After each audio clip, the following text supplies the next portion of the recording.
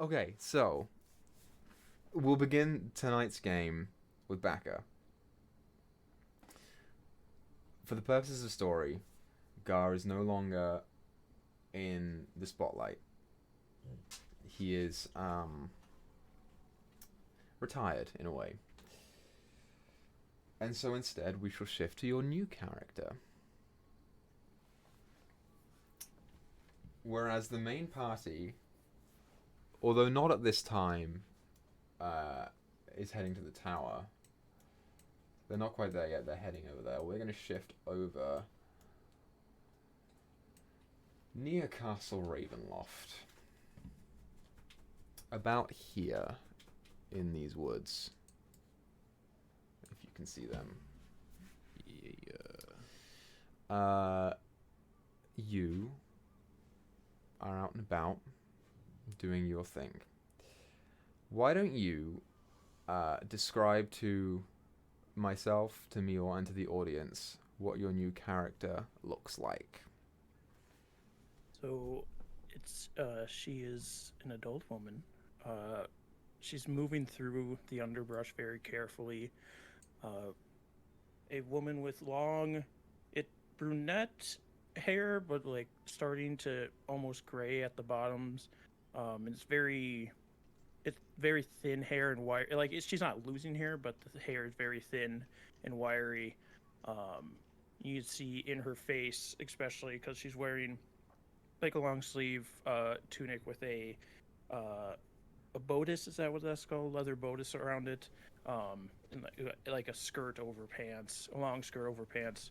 But you can see in her face and in her hands just how gaunt she is. Like you almost see the skeleton with how thin she is.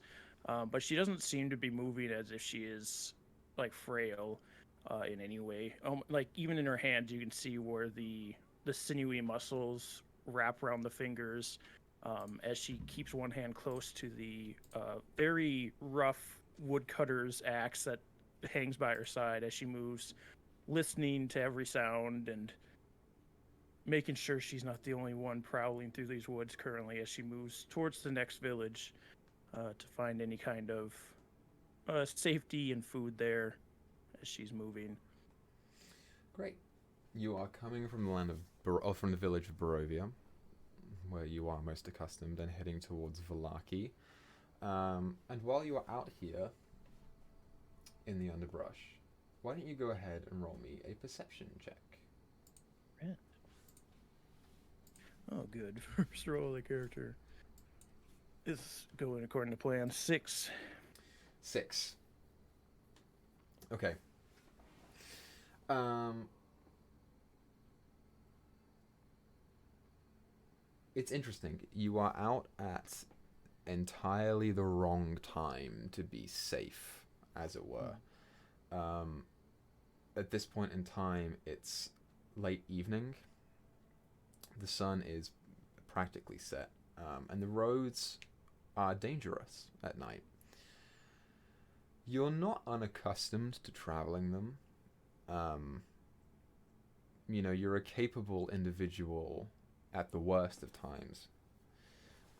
But right now, as you are moving, um, your ears and your eyes are just failing you in a way that could theoretically spell death in Barovia. Nevertheless, you push forward. Um, and as you go, it is not hard for you to pick it up once your foot is already in it. Um, a small puddle of some kind of liquid on the ground. You have dark vision? Not currently, no. Uh, so you don't make out what it is, really, other than it's down on the ground and it's a little sticky. And as you pull your foot, like, up, um, and out of it, it kind of just it leaves a thin trail there. Can I try and smell it? Yeah, make a survival check. That's better. Plus 18. 18. It's definitely blood. And you can see where the trail comes from and goes off to. It's coming from behind you back towards that gate, and it appears to have been very thin up to this point. Like, with the high roll, the small, tiny pinpoints that you are now beginning to make out as you look back indicate that there's been pressure applied to whatever wound this is. And then here now you see in the immediate vicinity of you and slightly ahead of you a larger pool, and then it sort of ties back up again, and small pinpoints that go off to the side of the road into the forest. Because of the nature of how the trail is appearing, you wager it's probably to do with a person, or a person is involved in this somehow, because they're applying something to the wound to stop the bleeding, and it's here that they opened it to look at it, and then put it back, and then went off the side of the road. She's gonna steel herself for a minute. Just very large, like Tim Burton-esque eyes with black rings underneath them, darting back and forth. Hand still ever present on her axe. She's gonna slowly move towards where the trail's going, not thinking the trail's gonna be the danger, but when there is a trail of blood, things are sure to be following it, especially here. Mm-hmm. Yeah, absolutely. You begin heading off the side of the road and into the thicket of this particular part of wood. Since you are now actively looking, roll me another perception check. That's better. 19. 19. Great. That is much better. You, how are you approaching this? She'd be moving very, like, with stealth, just very slowly crouched, trying to get vision on whatever this is first before it can get vision on her. Yeah, go ahead and roll a stealth check for me. Worse, but let's see. Come on, character sheet open. 11. 11, yeah. You crouch low and you try and slowly move through.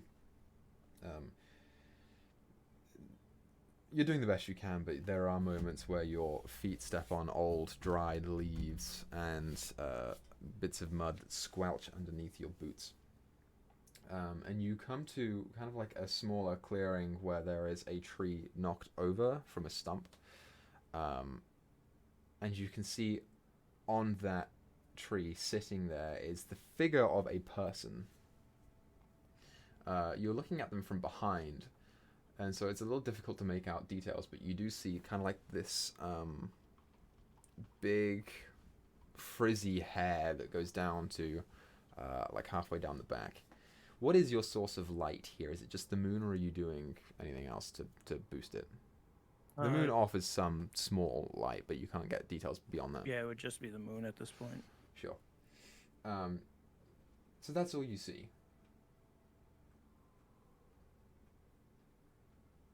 You can see the figure is kind of like moving its arms a little bit as it's sitting there, but not much more than that you can make out. She doesn't have any source, or they don't have any source of light on them.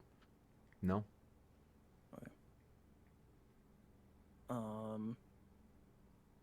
I guess she will say, "Are you injured? Do you need help?" As you say that, it's within a fraction of a second that the figure immediately stands up, and you see, as it turns around, a large brandished rapier is pointing off from you a little bit. It doesn't appear that they quite can pinpoint your exact location. And another hand is inside whatever coat that the figure is wearing. You can just about, as they spin, make out the figure of a female, that blade is not the only blade that they carry. You can see a large axe on the back as well, but not much else from that. And as they kind of point the rapier, you now see in your general direction, you hear them say, "That depends. Who are you, and what do you want?" I am player. I only mean to help you. If you do not wish it, I can keep moving. Step forward slowly. And you watch as the hand pulls out from the coat and kind of lifts up, and there is a snap. And from inside the palm, just a mote of light comes up, and they hold their hand up, sort of like shining it in your general direction. And she'll stand up out of the bushes where she's crouched, hand still hovering the axe, not touching it, just hovering it. I do not fear you, but there are many things in this woods that you should not be here alone, injured, waiting to find out about. I can help you get to wherever you need to go. You are a berserker? No. Who do you serve? No one. I serve myself. Make a persuasion check.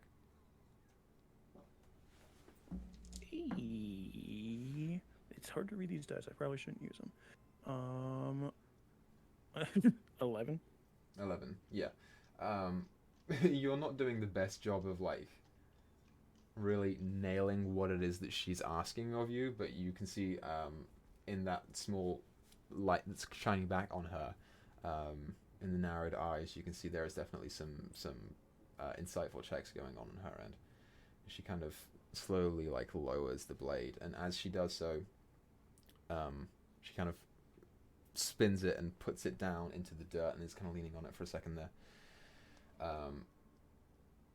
And she closes her hand and then puts it down on the blade itself and then casts light again on the blade. You now see the area illuminated, and you can see a female figure in a bright, like, red maroon coat, red headband on the head, with, like, these lilac purple trousers with one boot and one prosthetic leg underneath, and she's kind of keeling over, and the other hand that was originally casting the light goes back into that under the coat where you imagine that wound is.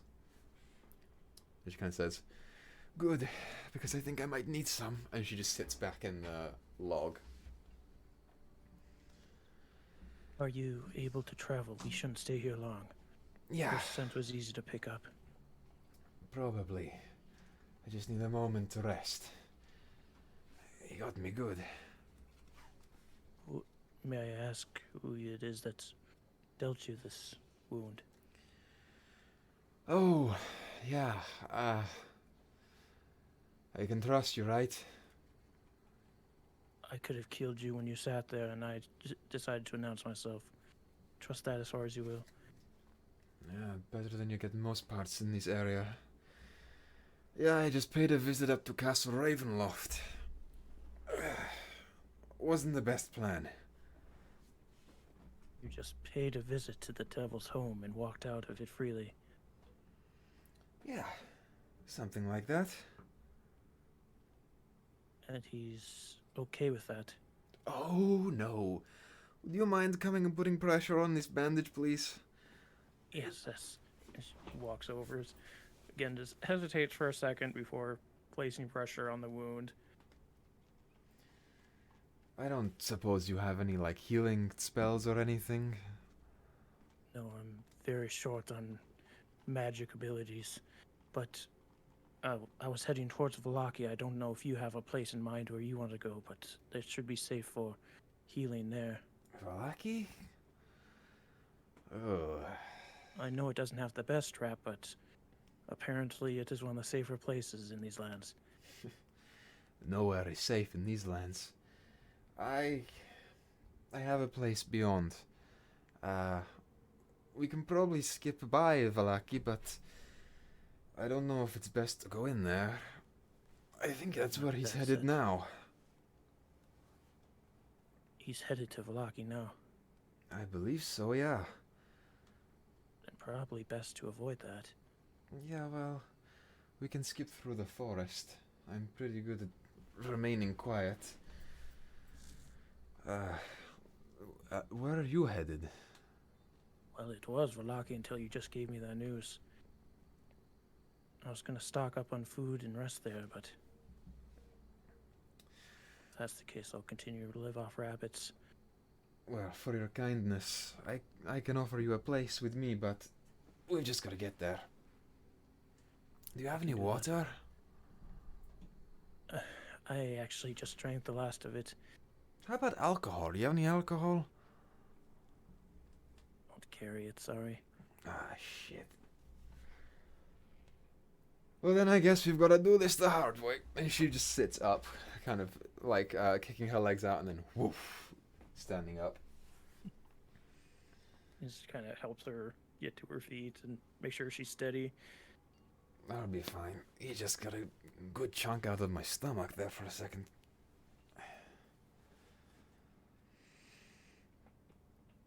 Okay. Well, I'm ready to move when you are. Yeah, let's go. And she begins walking out. She, with the prosthetic leg, she walks perfectly normal. And quite honestly, right now, she's kind of leaning on that prosthetic a little more. You can wager in the faint bits of light. It's a metal construct there, and it's the flesh that is kind of letting her down a little bit here, that she's hobbling on, distracting from the wound. You guys head out of this thicket and back onto the main road. She chooses to keep the light up on the blade, but is kind of half sheathing it as she goes so that she can put it out as quick as she can, and begins traveling forward. She's pretty hurt. She's not super duper hurt, but it appears that she's taken a big blow. Is there anything that you want to talk to this figure about on the way? Not necessarily, especially because we're trying to keep attention off of ourselves. She will just like grab a fistful of dried meat and eat it really quickly before moving on and making her way towards her wagon. Yeah, as you pull it out, she kind of looks at it. Hey, do you mind? Yeah, I don't have a lot left, but yes, I can give you some. And as she gives somewhere just another handful into her mouth. Yeah, she only takes a little of it. She's probably not even that hungry. She just has kind of a warmer personality for most Barovians, but she's Vistani, so that, I guess, kind of makes sense. As you go, she kind of whispering next to you, she says, "Blair was your name, right?" Yes, and sorry, I don't think I got yours. It's okay. Ezmeralda. It's a very lovely name. Thank you. So is yours. Thank you. As you go along the main road, roll d20 for me, Baka. Roll a d20 for you. 13. 13. You're okay. Yeah, you go sort of along the road up to about here, and as you get there, she just kind of takes a second and looks. We should go this way. It's a shortcut. And hobbles over onto the hill up here. And basically cuts over. You know Barovia fairly well. You've been here your whole life. She's exhibiting little shortcuts that you know are probably not the safest to take, but they are quick, and she's proving effective in her knowledge in doing this. You cut over the hill and back onto the road, and taking a left, going towards Valaki. You keep trudging along. Make another perception check for me. 15. 15. As you're approaching the town seems normal as ever. But it's curious. Looking up at the sky behind it, above the town, in one section, there's a section where like the stars in the sky, there's like 2 or 3 stars that just shine and then don't, and then shine and then don't. A strange sight. What do you wonder is going on with those stars? I'm gonna roll for her. It's pretty good. General intelligence check. Yeah.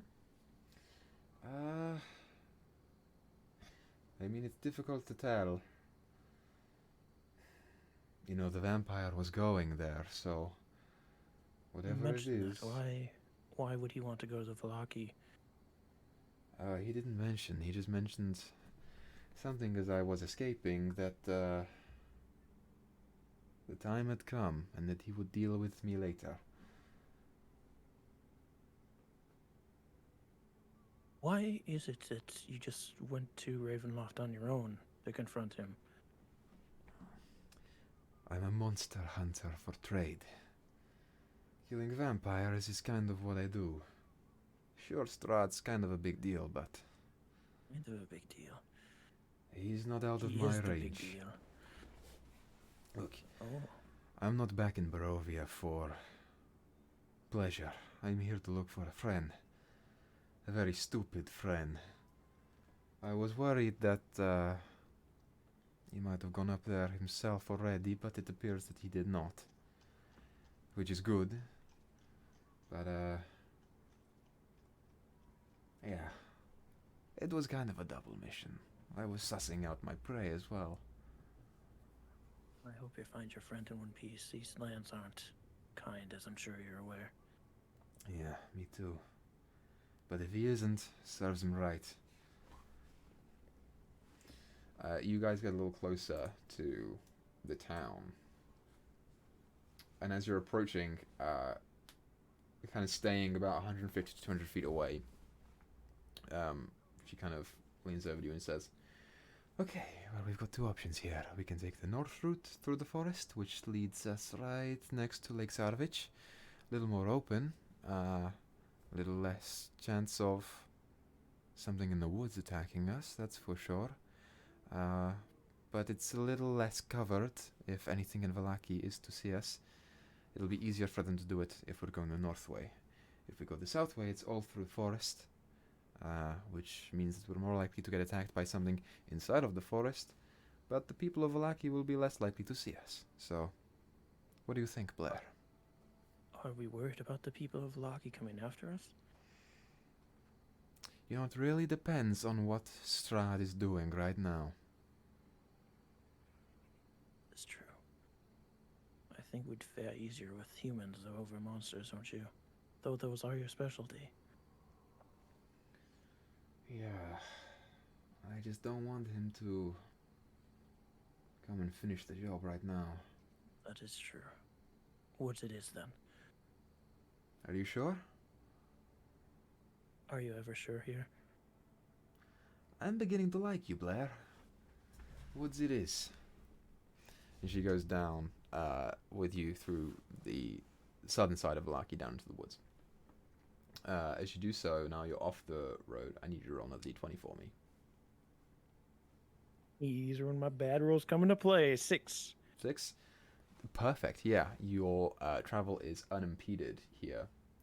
And as you head through the forest, even with your perception, you can kind of hear shouting,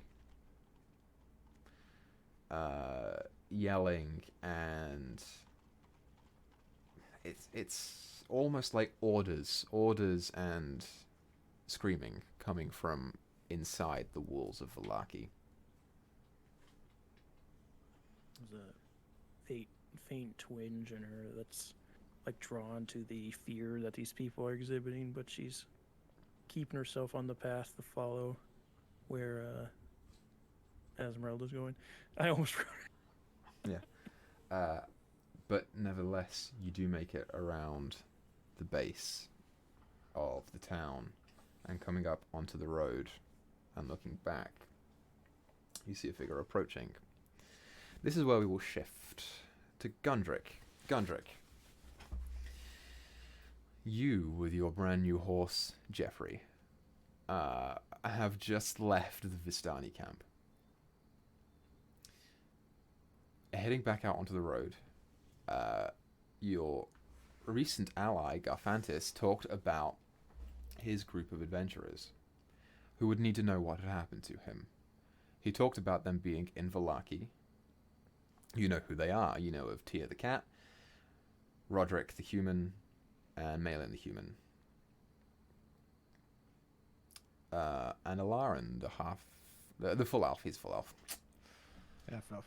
Half elf. God damn it. It doesn't matter. Yeah, it doesn't matter anymore. Yeah, true. He's a dead elf, is He's what full he is. dead right now. Yeah. You also know that they seemed to have connections to the Church of St. Andrel on the western side of Vallaki. And as the sun has set, nighttime has approached. And you begin to head towards the town. Make a perception check. Okie dokie. That is 13. 13. Yeah, okay. Maybe. You begin to approach. Still with that heavy iron chest of coins on your shoulder. You approach the town, and as you do so, you begin to hear shouting and orders and commands. As you reach the gate, the western gate, it's unmanned, which is strange.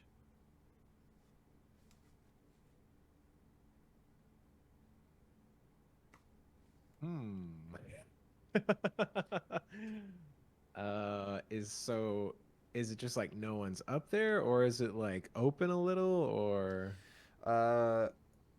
With 13 perception, yeah, it's the door is slightly ajar, but it's closed. But there are no, like the doors are like closed, but one is like kind of open, and there are no guards here, no guards at all. what a blessing, Jeffrey. No toll for us. He'll kind of ride a little bit closer, see if he can pull it open without having to get off the horse. Without having to get off the horse, make an athletics check with disadvantage. All right, let's see here. Come on. Oh, Jesus. Yeah, so that is that would be a 8. You get off the horse. All right, he'll hop off Jeffrey. Just kind of tie his reins to the loop of one of the chest handles and open it up. So you're leaving the horse outside Vallaki, or are you bringing him in? Oh, I was just setting that down that way. As soon as I get the door open, I'll hop back on. Okay, got you. Yeah, you push the door open slowly, and you look in, and I'm going to bring you back to the Vallaki map. Ooh, we get to see it again. He said we would never return. Well, they would never return. You are slightly different. Okay. They refixed that door that quickly? So I forgot about that. so you, Gundrick, are yourself this little tiny token man right here. Woo. And it's instant to see from where you are. The road ahead, about 40 feet ahead of you, maybe even less, maybe 30 feet ahead of you, the first thing that you look at is a corpse lying on the ground, half split open in a pool of its own blood. Oh boy. Ahead of you, you can see, and behind this corpse, you can see the church. There are figures clustered at the front of the church. Most of them are standing, spears pointed in the direction of the door. And you watch as 2 people just come out of the doorway and grab probably 2 guards and just whisk them off on the other side of the road instantly. The other thing that you notice as you look towards it, part of the reason that you didn't see anything come out is because there is a heavy billowing of smoke coming through the front door Of the church? of the church. Oh no. Is there a way to get off the road and kind of check it out from behind? Yeah, sure. Let's try this music. Why not? I haven't done this one before.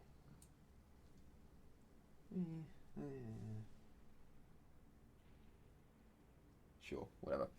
Yeah, why don't you go ahead and roll me a stealth check? Okey-doke. Alright, so that is a dirty 20. Dirty 20. Are you at disadvantage because you're heavy armor? Oh, shoot. I think you're right, because I'm wearing chainmail. Damn it. Or darn it. Alright, so... Oh, well, not much worse. So the disadvantage would be 18. 18. Oh, yeah, that's great. That's awesome, dude. Yeah, you managed to kind of duck around back behind the houses and make your way forward. Kind of slowly taking your time and going towards, and you do get, I'll say around like right here. Oh, wait, is this the church or is this the church? That one's the church where Drougden is. Oh, okay. Because I, like, in my head, I was like, Oh, you're going the other way? kind of going around, like, through the back. Yeah. Oh, sure. Yeah. You can do that. It's the same roll, dude. Amazing. You can do that. So you just zip on over there instead. Yeah. Yeah, you make it there. Just to try and see if the situation looks any different on the other side, or if there's any sort of back doors or windows or anything. There is a back door right here. Mm-hmm. And you see that it's currently closed, yeah, but there is smoke kind of pouring out from underneath of it. You're not sure if it's locked or not. Oh boy. Okay. So Gundren realizing things might get a little hairy. He's gonna hop off the horse. I know that they said they sold me some saddlebags. Just gonna dump a couple handfuls of the gold from the chest into the saddlebags. Sure. Like not a very long, like, he just like gets some handfuls, puts them in there, like, over in 20 seconds. Yeah, sure. To be safe. And then he'll set the chest down, loop the reins around the chest handle. All right, Jeffrey, I'll be right back. Okay, you be a good boy now. Make an animal handling check. All right, let's see. Oh, damn, that is a 5. 5. Jeffrey is not happy right now to be in the presence of what you assume to be fire and a commotion. Did you tie Jeffrey up to something so that he stays there? Is the chest not enough to keep him there? How big is this chest? Before it was like... Yeah, it's a big chest, but Jeffrey can hold both you and the chest, so you aren't sure that it's gonna. This fence right next to the church is like an iron, like it's got the little iron spikes, so you could tie him up there if you wanted to. Yes, thinking about the logic of the situation he's in, Gundrick decides it would be a better idea to tie him to the fence. You're exactly right. And then he'll just kind of... Yeah, he'll just pull out his shield and his hammer, just safe to just in case anything, no good is going on in here. And then he would try to... Oh, you know what? I just have clothes.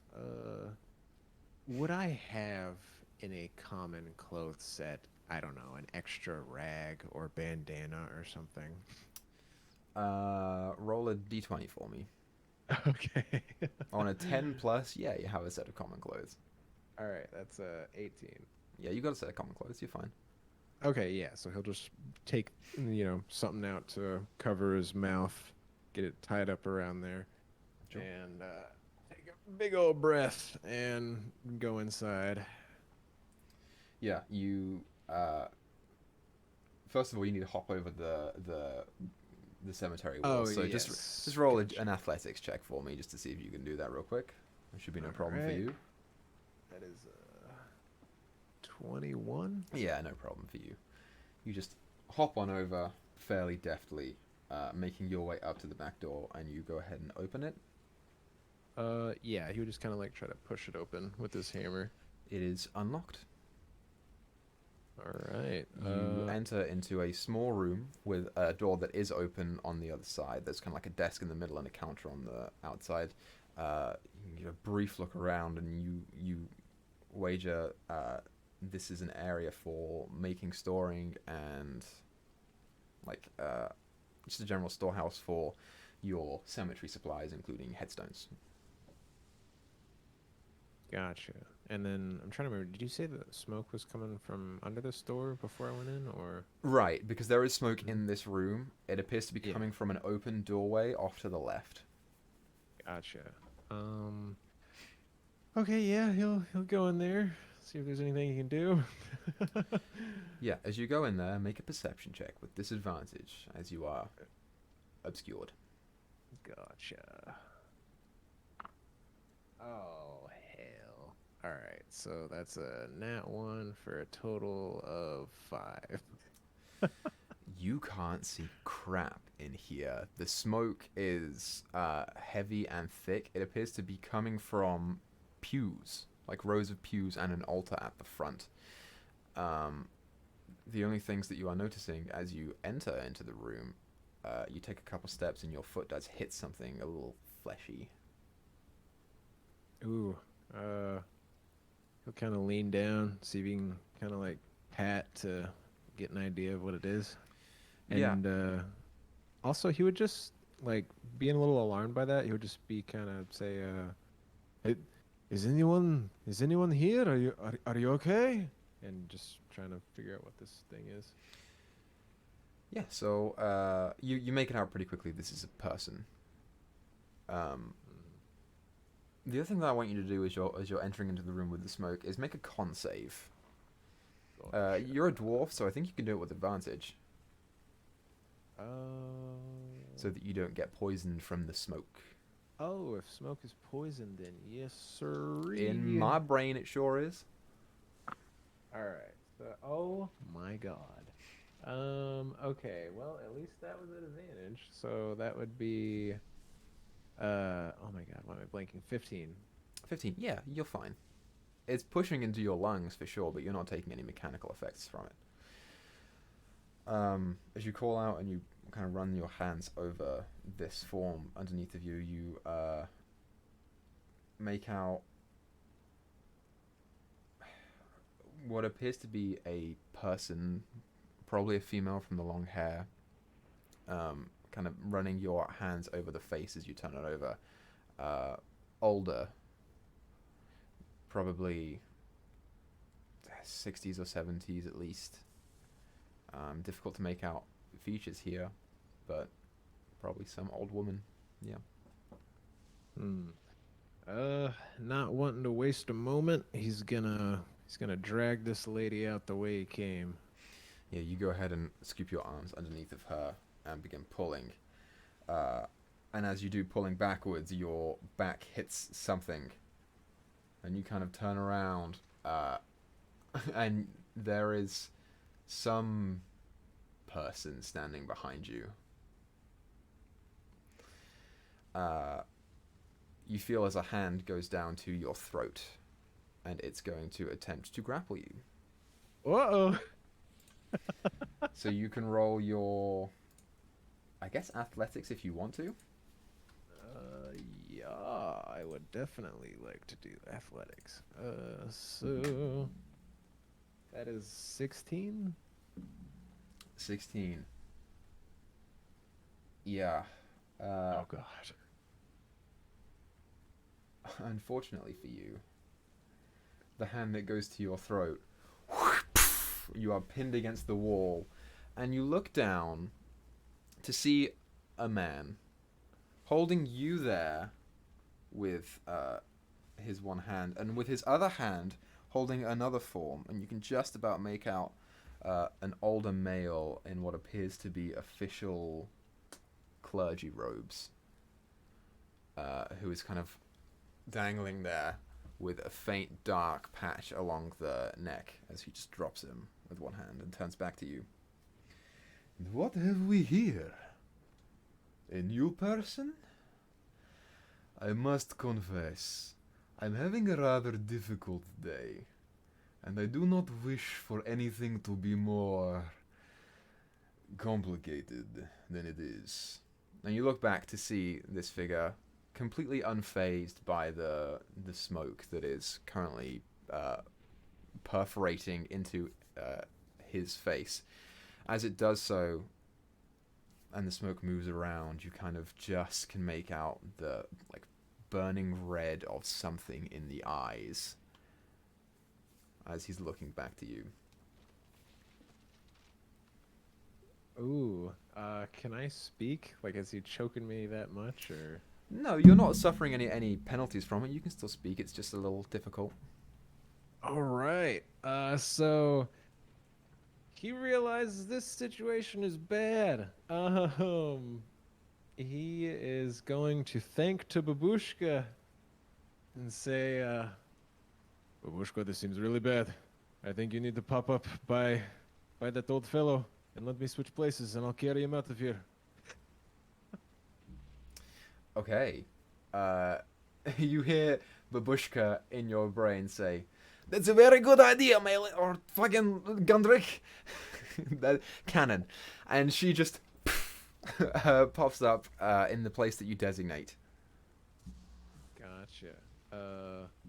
Yeah, and Gundrick will, just before he poof swaps with her, will just say, "You don't seem like a very nice person. I take the old man," and then swap spots with Babushka and grab the old man. Yeah, as you do so, you swap places with Babushka and you hear her say, "Hello, handsome," before her form just disapparates and you begin crawling out from the room. Because these rooms are not crazy big, you can get pretty much to the doorway of the next room. Actually, you can use your action to dash here. I know, it's still your turn. You get pretty much to the doorway of the next room as it's kicked open, going through that and out to the doorway into the outside. Moving along, you hear the figure say, "I am so tired of these new people with their silly tricks only to disappoint me." And on his turn, Strahd is going to walk around the desk into that room, and you see him as he comes along, and he just walks up to you, and you see in the slightly less smoky room of the office, completely covered in blood down from the mouth onto the chest, claws out to the sides, and he just walks up, and he's going to kick you straight in the chest to push you out of the door. Ooh. Well, that definitely hits. Roll me another athletics check to see if you can stifle the blow. And he's going to do the same. He rolled super good on his. Shit. Oh, all right. So that. Oh, I mean, shoot. So that is a 15. Okay, yeah. You are kicked out in your full armor onto the grass behind you about 10 feet as your head hits the ground, and from the impact on the back of your skull, your vision kind of goes white for a second as you blink, and you watch as he walks up to you and just puts his foot down on your chest. You've never seen this figure before. Make a history check to see if you know who this is. Ooh, okay. Let's see here. 13? Yeah, okay. You know Strahd. You know the stories of the vampire. You know that he generally gives off a rather stoic or unemotional appearance, right? And as you're looking at him, even you can pick out, it's not much, but it's there, flashes of adrenaline. There is a faint aspect of hunger in the eyes that has been ever so satiated. But it's mixed with this like twinge of something negative. It's hard to make out. As he puts his foot there and leans down towards you. I won't lie to you. I've had my fill today. But that does not mean that I cannot simply kill you for fun. Tell me why I shouldn't. Oh, well, that's funny. In this light, I see you much better. I've been looking for you. I figure if I kill you, then I get to go home, so I'm in the right spot. You're going to do this? Seriously? I do seem to be at some bit of a disadvantage right now. I'm glad that you me in. realized. Oh, how did you get so strong anyways? That was quite a kick. I'm not exactly a light fellow. Call it a perk of my curse.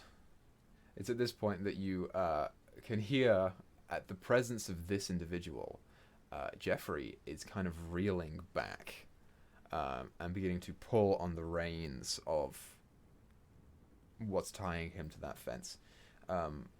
Even here you can gather there's something that Jeffrey's afraid of this individual, and you watch as Strahd's eye just very briefly looks over to Jeffrey and then back to you, and then pauses for a second and looks back to Jeffrey. Where did you find that horse?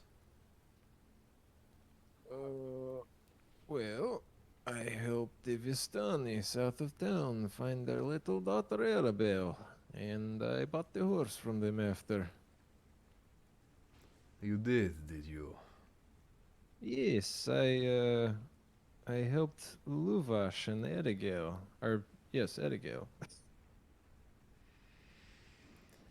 These people are my men. So you have done them a service then? It would appear so. Make an insight check. Okay. Oh, man. 10? 10. Okay, yeah. You see his head kind of go to the side for a second as he's thinking. It's your lucky day. What was your name? My name is Gundrik. And you must be Strahd van Zarovich. Glad we have made our acquaintances, Gundrik. And you watch as he picks you up by the collar of the breastplate that you're in and just hoists you up, and you're kind of dangling there horizontal as he's holding you just by that point. Here's what I want you to do. Because this horse was not yours to begin with. And he just tosses you over the side of the railing. And the railing itself is 10 to 12 feet high. So as you go, chucking you over, make an acrobatics check. Ooh, boy. Come on, give me some ninja stuff, Gundrik. Oh, not good. 8 plus acrobatics is 1, so 9. 9. You take 2 points of bludgeoning damage. As your form impacts the ground. Oh. Find the man that this horse used to belong to. Please mention that it is yours now. I would ever so love to hear of his reaction to this news. And while he is learning of this, there is a man with an amulet made of some kind of silver metal. Big bushy beard, impossible to miss. His name is Roderick. I want you to ask him how he feels knowing that the bones were not returned to his sacred church, and that his order is no more. Will you do that for me, Gundry? It seems that you are contracting my services. Possibly as payment, I was thinking. Could I have the old man that I was trying to rescue from the fire in there? The old man. I was going to use him to help me find these people you speak of. I spoke with an elephant in the forest who said I should search the church to find out where they went. And where did this elephant go? He just followed strange noises. I'm not quite sure which direction. Or if the voices changed direction. Make a deception check, because you do know which direction he went to. Oh, I'm not good at these. Alright, so 11 plus... Oh, do I have like a negative... Where the hell's deception? Oh, there it is. Oh, so yeah, 11. The old man will help you with nothing. After all, what good is a corpse? How about you take this as proof? And he pulls into one of his pockets, and you see him pull out something that looks like it was once rooted to something. It's kind of like a bulb that has small roots pulled off of it that have been snapped, and the edges are blackened and charred. How about you take that? And he just chucks it through. Oh, okay. Are these people herbalists or woodsmen? This plant? No, they are not. That means something to them. They reside to the west by a tower.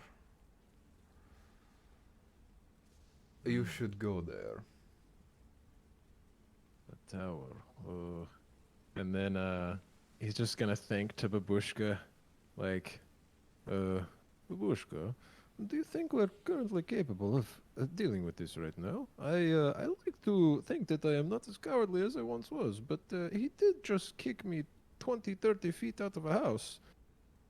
I'm not sure dying like this would quite be honorable if he just slaughters me. Babushka, her voice returns in your head and says, "You know, I once fought an army of drow as they tried to summon their full might into our keep, and I did this single-handedly. But I knew I could do that. And this, I don't think you can do this, Gundrick. Not now. So there is no shame in self-preservation." Alright, tactical retreat then it is. Yes, Strahd, I will deliver this plant thing for you. No problem. And then maybe one day we can have a good spar. See who's stronger. Give me some time to build these muscles. Good. And he turns around and begins walking away. Oh, and tell the old man I'm coming for him next. And he walks back into the church. Oh boy. Gundry gonna grab the chest, throw that up on the horse, hop on the horse, and out of there. Out of there. Leaving the town of Vallaki behind. As you leave the area, going around, do you go back onto the main road and then leave, or do you go all the way around behind the houses following the palisade till you get to the gate? Considering the law of the land just like gave him a pass to get out of here, he's just taking the quickest route, like going to the road and hightailing it out of there. Yeah, you go to the road, and as you do so, coming out onto it and taking a right to go through to the gate, you see before you what appears to be and even in the light of the fire that's taking over the church, you can see kind of like a grey-skinned female, very gaunt features and sharpened nails, who is currently feasting on what appears to be the lying still body of a large dog, of a mastiff. and you just nope and skirt around. And as you do, you watch as her head kind of turns to you, but you are moving at a very quick pace, and you just dart around. Leaving the town far behind, you travel along the road, and as you reach as you're getting close to reaching that stone bridge, you can see two figures ahead of you on the road.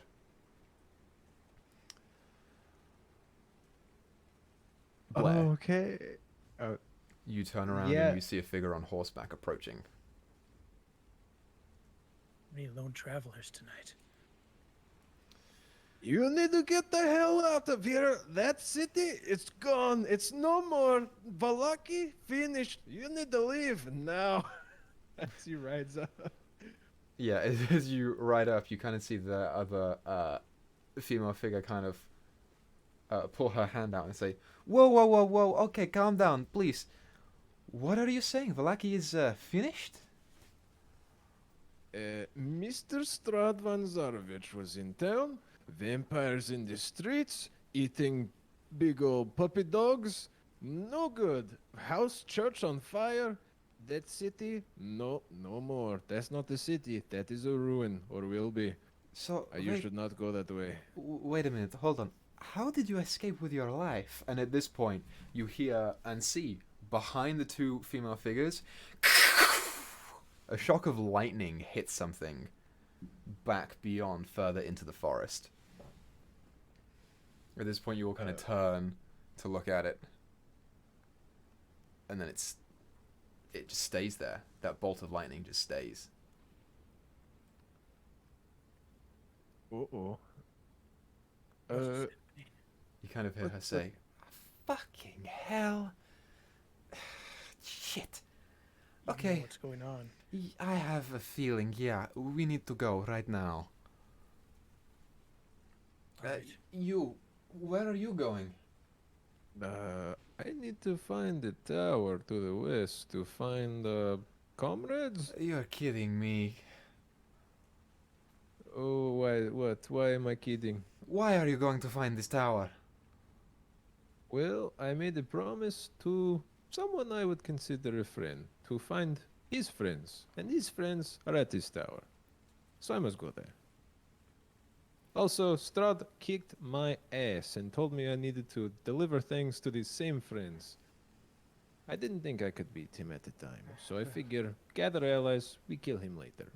Oh, that's great. That means that the tower is being watched. Okay, here's what I'm going to do.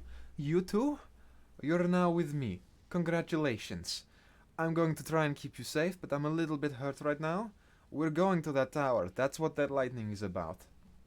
My wagon is parked in front of it. So here's what we're gonna go do. We're gonna go there. We're gonna make sure that whoever is doing this stupid stuff with the tower is not going to be followed, and we're gonna camp out the night and make sure that they are not interrupted by Strahd, okay? Sure, I'm very glad to make new friends on the road. My name is Gundrick. What do you call yourselves? I'm Blair. Ezmeralda. Well, it is strange, but pleasure to meet you, Blair and Ezmeralda. Not. I don't usually meet people running away from a city that is currently being infested by vampires. So, under better circumstances, I'll follow you now, though. Great.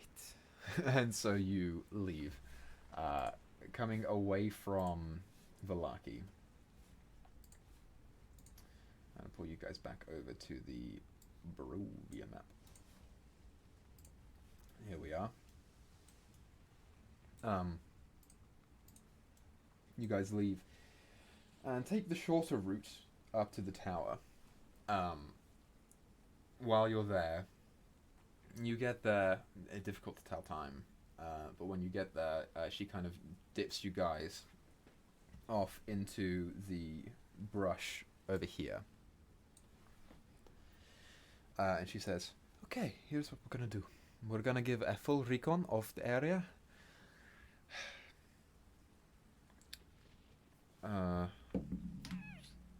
Oh, super good. Good job, Ezmeralda. We're gonna avoid the other side of the lake, though, okay? These woods are home to a harsh variety of creatures, and there is a den of something rather nasty on the other side of the lake that I'd rather not come into contact with. So, how are we doing on stealth? You guys good at stealth? Good enough. Gundrick will shake his chain links. Not amazing. Okay, so then That and a horse, I'm sure, doesn't help. I'm gonna recommend that you two stay here while I go do this, and I'll come back, okay? All right. Oh, okay. And so she leaves. And she's gone for 20 minutes, 30 minutes, 45 minutes. Is there anything that you guys want to do in the meantime as you're sitting with each other? Claire's just listening and looking through the trees, see if anything's approaching them. Yeah, roll a perception check for me. Hey, 22. 22, amazing, dude. Well done. Yeah, hell yeah. Gundrick, are you doing anything? Yeah, so he would kind of be keeping an eye out on the woods, but also just trying to, kind of like a hushed tone. Blair, was it? What are you doing out in the night like this? This is a very dangerous place. You, does like so Gundrick's been here decent enough. Does Blair look like a local? Blair doesn't necessarily look like someone that you would find outside of Barovia, yeah. Okay. You look like you come from here, and I would assume you're aware of the dangers out in these woods. Oh, I'm well aware of the dangers. Oh, okay. Well, I guess I hope you're good with that axe. Plenty good, yes. I needed to keep moving, and he was trying to get to Velaki before he decided to pay a visit. So you're no friend of him either. No, I have not had tea with him. Ah, me neither. He just decided, if anything, he would have a tea party on my chest as he put his boot down there, and also oh my god, I'm losing my mind. Choked me pretty good and threw me out of a house. So, not a friend either. We're in good company. Also, it's been quite some time. Do you think she should be back by now? So it's a good point here, Blair, because you rolled a 22 on your perception. You do see Ezmeralda periodically as she dips in between the tree line and like coming out and looking at the lake. You watch as she spends a fair amount of time right here, staring directly at this tower, which the lightning fades after 10 minutes or so, well before you get there. And even from this distance, you can kind of make her picking things out. After about 50 minutes, she begins making her way back. And she meets up with you guys and says, "Okay, so we've got good news. My friend is there, and I think your friends are there, so this is good for us.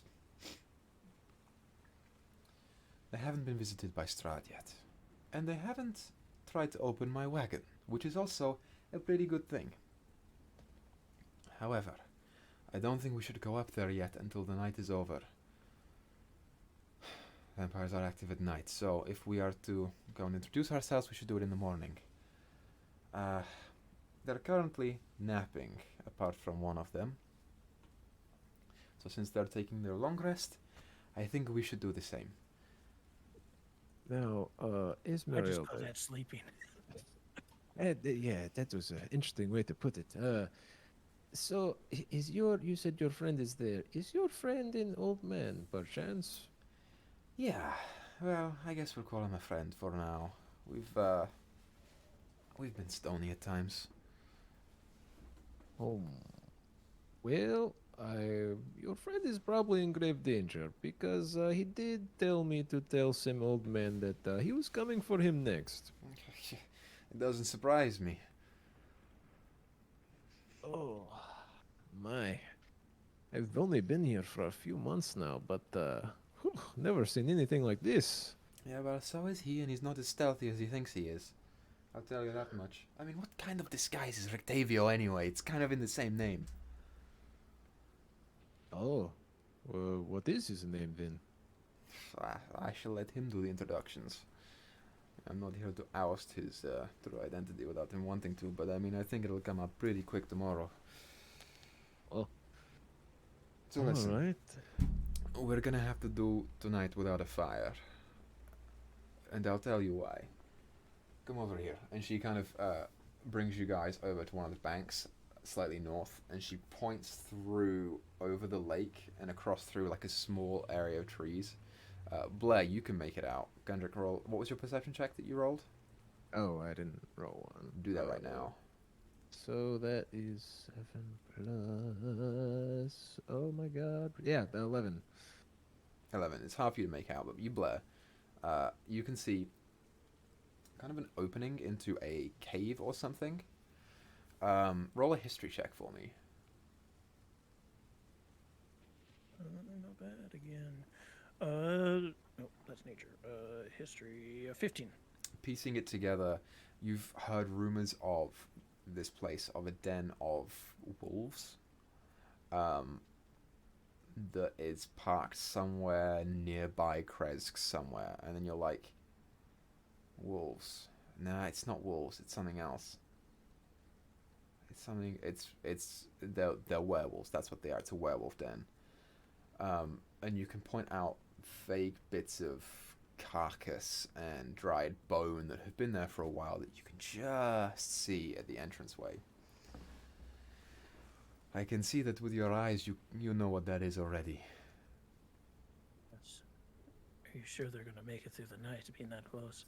Yeah, well, they don't appear to be in tonight. I think they're out hunting for today. What are they? They're werewolves. And like in his mind, he's like squealing like a schoolgirl. Babushka, werewolves! Could you imagine if we took one of those down? They'd surely let me back in the clan. Yes, oh, it's a werewolf. I think you should go over there right now and take them by force. Come on, you got the hit points for it, don't you? Okay, Ezmeralda, I thank you for the warning, but I think I need to go to that cave. Are you crazy? Well, my babushka said that I should, so she's a little crazy. She's pretty far in years. I mean, she's dead now, but it's she was a little old before she died, so maybe her mental faculties are not exactly all there. That warhammer that you're... Oh, I seem to have gotten myself in a predicament here. Babushka, could you please show these people that I'm not crazy? Make a persuasion check.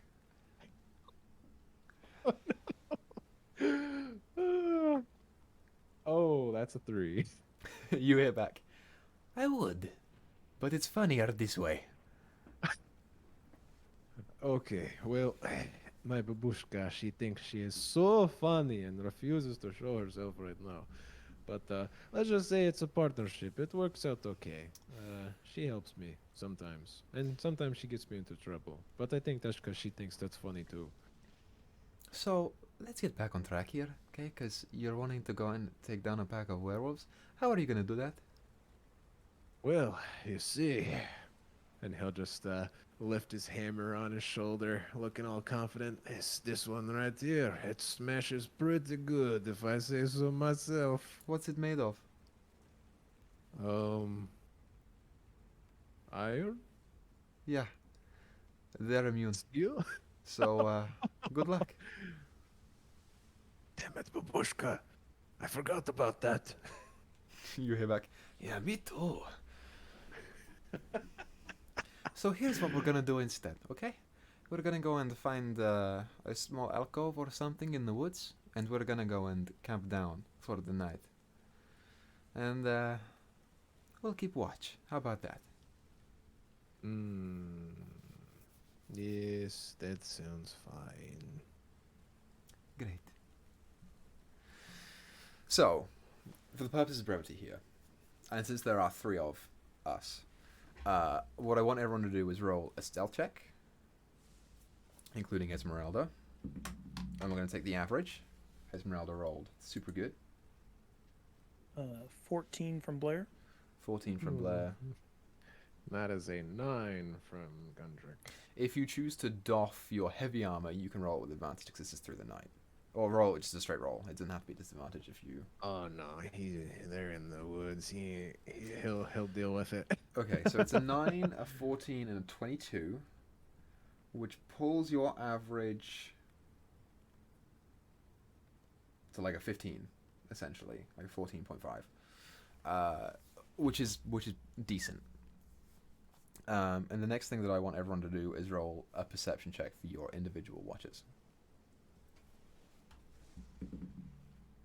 Well, that's going to be a natural 1 from Blair for a 4. That's a 16 from Gundrick. Nice. So Ezmeralda will take the first watch as you two sleep. And then I'll say she wakes up Gundrick next. And as she wakes you up, she says, "Hey, come here." Yes. Mm-hmm. Look at that one. And she points over to a small campfire on like this little marshland island right next to the tower. And she's pointing over at one of the members of the party. Make a perception check for me. Gotcha. Oh, come on. That is a 7. 7. What do you make of that? What do I make of that? Nothing at all. You see a group of people lying on the floor. At this point, I'll say the old man is probably keeping watch. I see people on the floor. Old man, maybe, watching? I'm not interested in that. Look, you see the cat? Do I see the cat if I focus harder? Just barely. You can make out the form of something small and black on the ground. Oh, yes. That does look like a cat. It's weird. It's got 2 tails, and it's been having nightmares all night. Oh, this definitely is our friend's then. Gar did say that there was a kitty cat with 2 tails. Where is this guy? Where did he go? Why is he not here? Well, sometimes when something calls to you into your soul, and you just have to go do it. That's kind of what happened to him. It's probably a demon then, yeah. Oh, I hope not, because I told him that he should follow it, because it kind of sounded like his gut, because he said he heard things on the wind, but I did not hear them. So I thought, maybe he's a gut feeling he needs to investigate. But that'd be very bad if it was a demon, and I sent him to his death because he asked me for advice.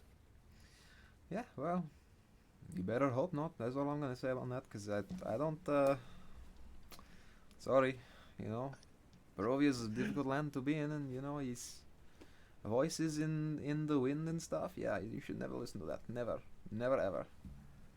Well, thankfully, he is a huge fellow. I figure, if anything, he could just smash the demon with either a big wrecking ball type thing. Okay. Is it made of silver? Oh, I don't think so. Then good luck to him. I'm gonna go take my nap now, okay? Just keep an eye out, yeah? Yes. Sleep well. And so she goes, and your watch resumes. And with the 13,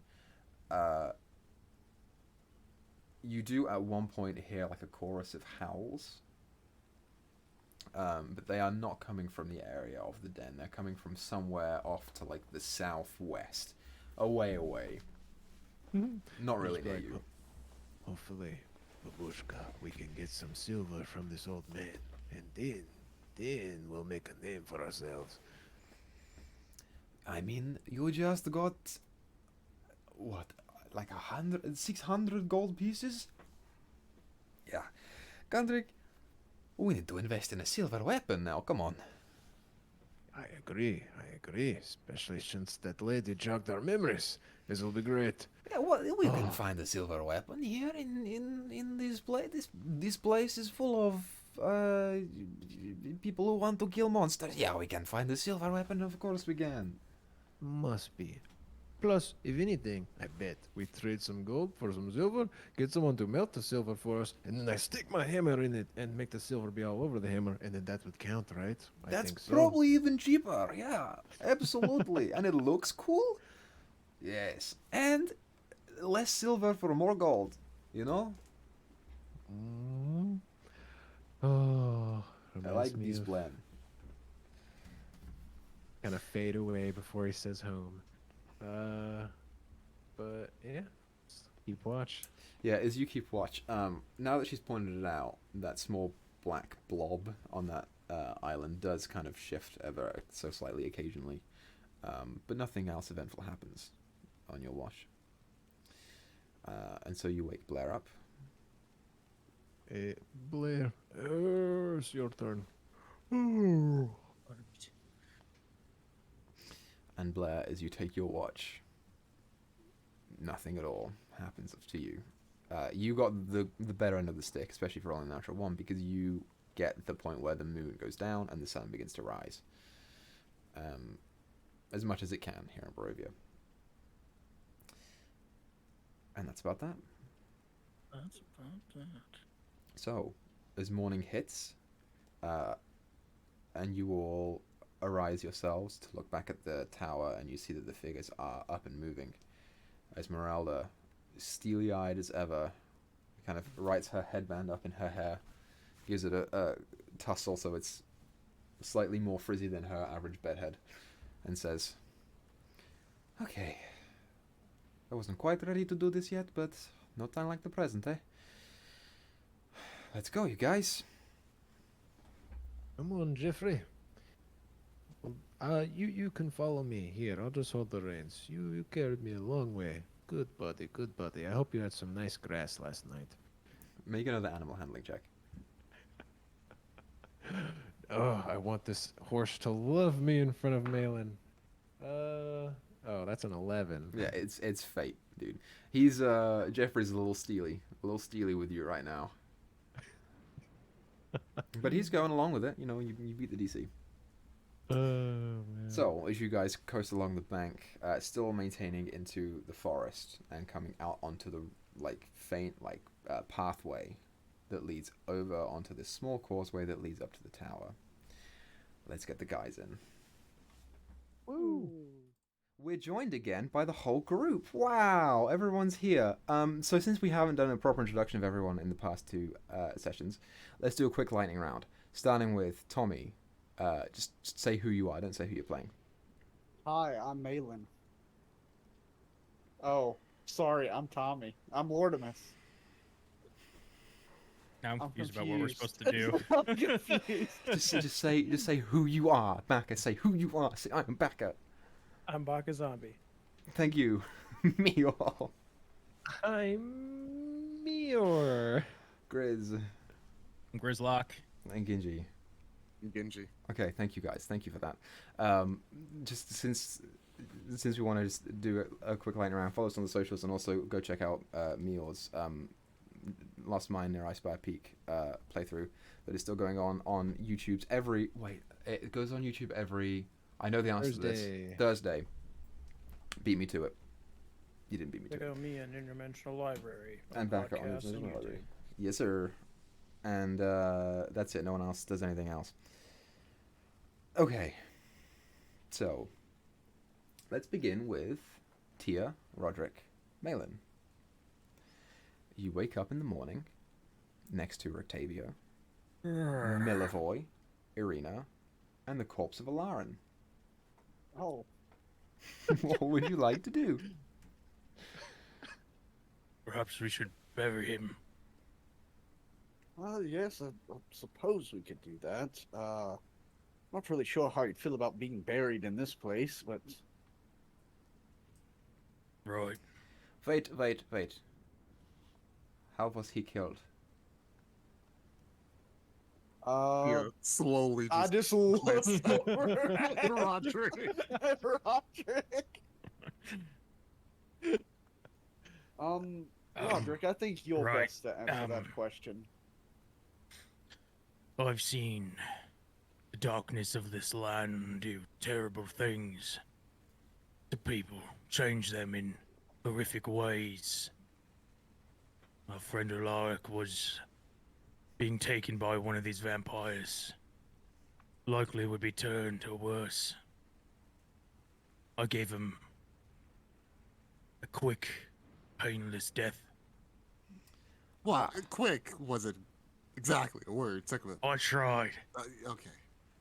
So he did not die from the vampire itself, no? No, he Oh. shot him with a bolt. Pretty sure he shot him in the chest with a magical bolt. Right, I exploded his heart. Well, then he should be safe to bury. However, since he does have bite marks on him, I would recommend against it. So how about we do something different instead? Burning is the better option, I think. Yeah? I'll just get rid of all traces of this poor Makes- soul. Well, Makes it sense. depends. Would you rather risk him coming back to life and killing us all in our sleep, or... You know, you're making a good point. The last thing I want him to do is wake up 3 days from now with a thirst for blood, realizing that, yeah, he's dead and we're not. Yeah, I'm sorry. I don't mean to sass you, but it's kind of important as we, get our priorities in line here, because we do not need another vampire running around this place, you know? Right. So, do you all want to do this somewhat ceremoniously, or I kind of like snap my fingers? Like, I mean, do we want to burn, him with his stuff? Is there anything he had of value on him, perhaps, that we could use? Rictavio, how do you feel about robbing a corpse? Is that like seen as bad around here? Yes, but for me, no. Go ahead. Well, Think of it as his belongings going to his next of kin, yeah? Hard to get things here in Barovia. that's Let's right. make I use will of what take we can. anything valuable off of his body. Like, even if it's his clothes, he's butt naked. Well, he's got a spell book. I'll take the That's spell book. something. Oh, there's something about a book I need to grab off of him, I think. And then anything else on Alarin's sheet, we will dish out after the game is over. He's nothing anymore. I'll burn look all. If I find any books, I'm just gonna burn them. at that. He's No, I'm got kidding. I'm not gonna do that. he's got a staff as well. That staff with the crystal on top of it. If anyone wants that. Yeah, I'll take it. Well, I'll just take all the stuff, put it off to the side. I'm not putting it in my inventory. Yeah. I'm just kind of. Sure. Okay, fair. Then I'll fashion some sticks, I guess. Go find some sticks. Okay, so you begin to leave the small island. Heading We should over go together. heading over the small like causeway. Everyone's going all at once. What's the kitty cat doing? We know what I'm doing. I guess I'll follow. Oh, Okay. As everyone begins to leave the back of the tower and come to the front, you coast around the wagon and begin making your way over to the causeway. And it's there that you see three figures approaching you. Two females and a male. The male appears to be heavily armored and leading a very familiar horse to you, Malin. Be on the ready. this is gonna be really stupid. Tia, Uh-huh. I believe that's my horse. Are you sure? I know you had one, but I barely caught a glimpse of it at, the house. Well, there's one way to be sure. Pull out an apple. And I'll throw it over at the foot of the horse. Just throw it, like not saying anything. There's three people walking. I'm just gonna throw the apple over. Make an animal handling check for me.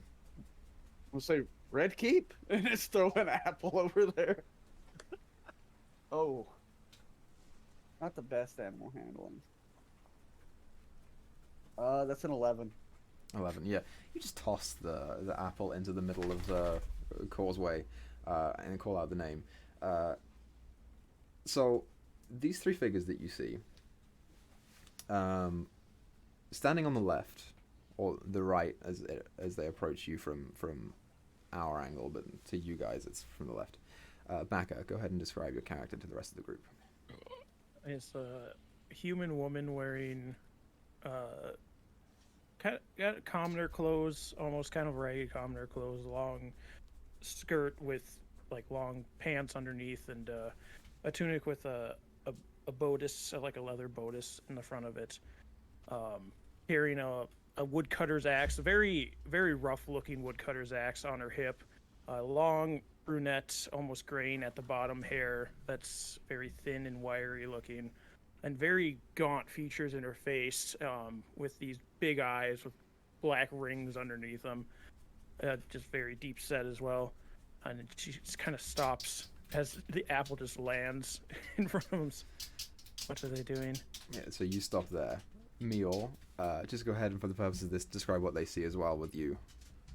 Yeah, so he is a shorter, I guess not that short, about like 5'4", 5'6" foot tall dwarf.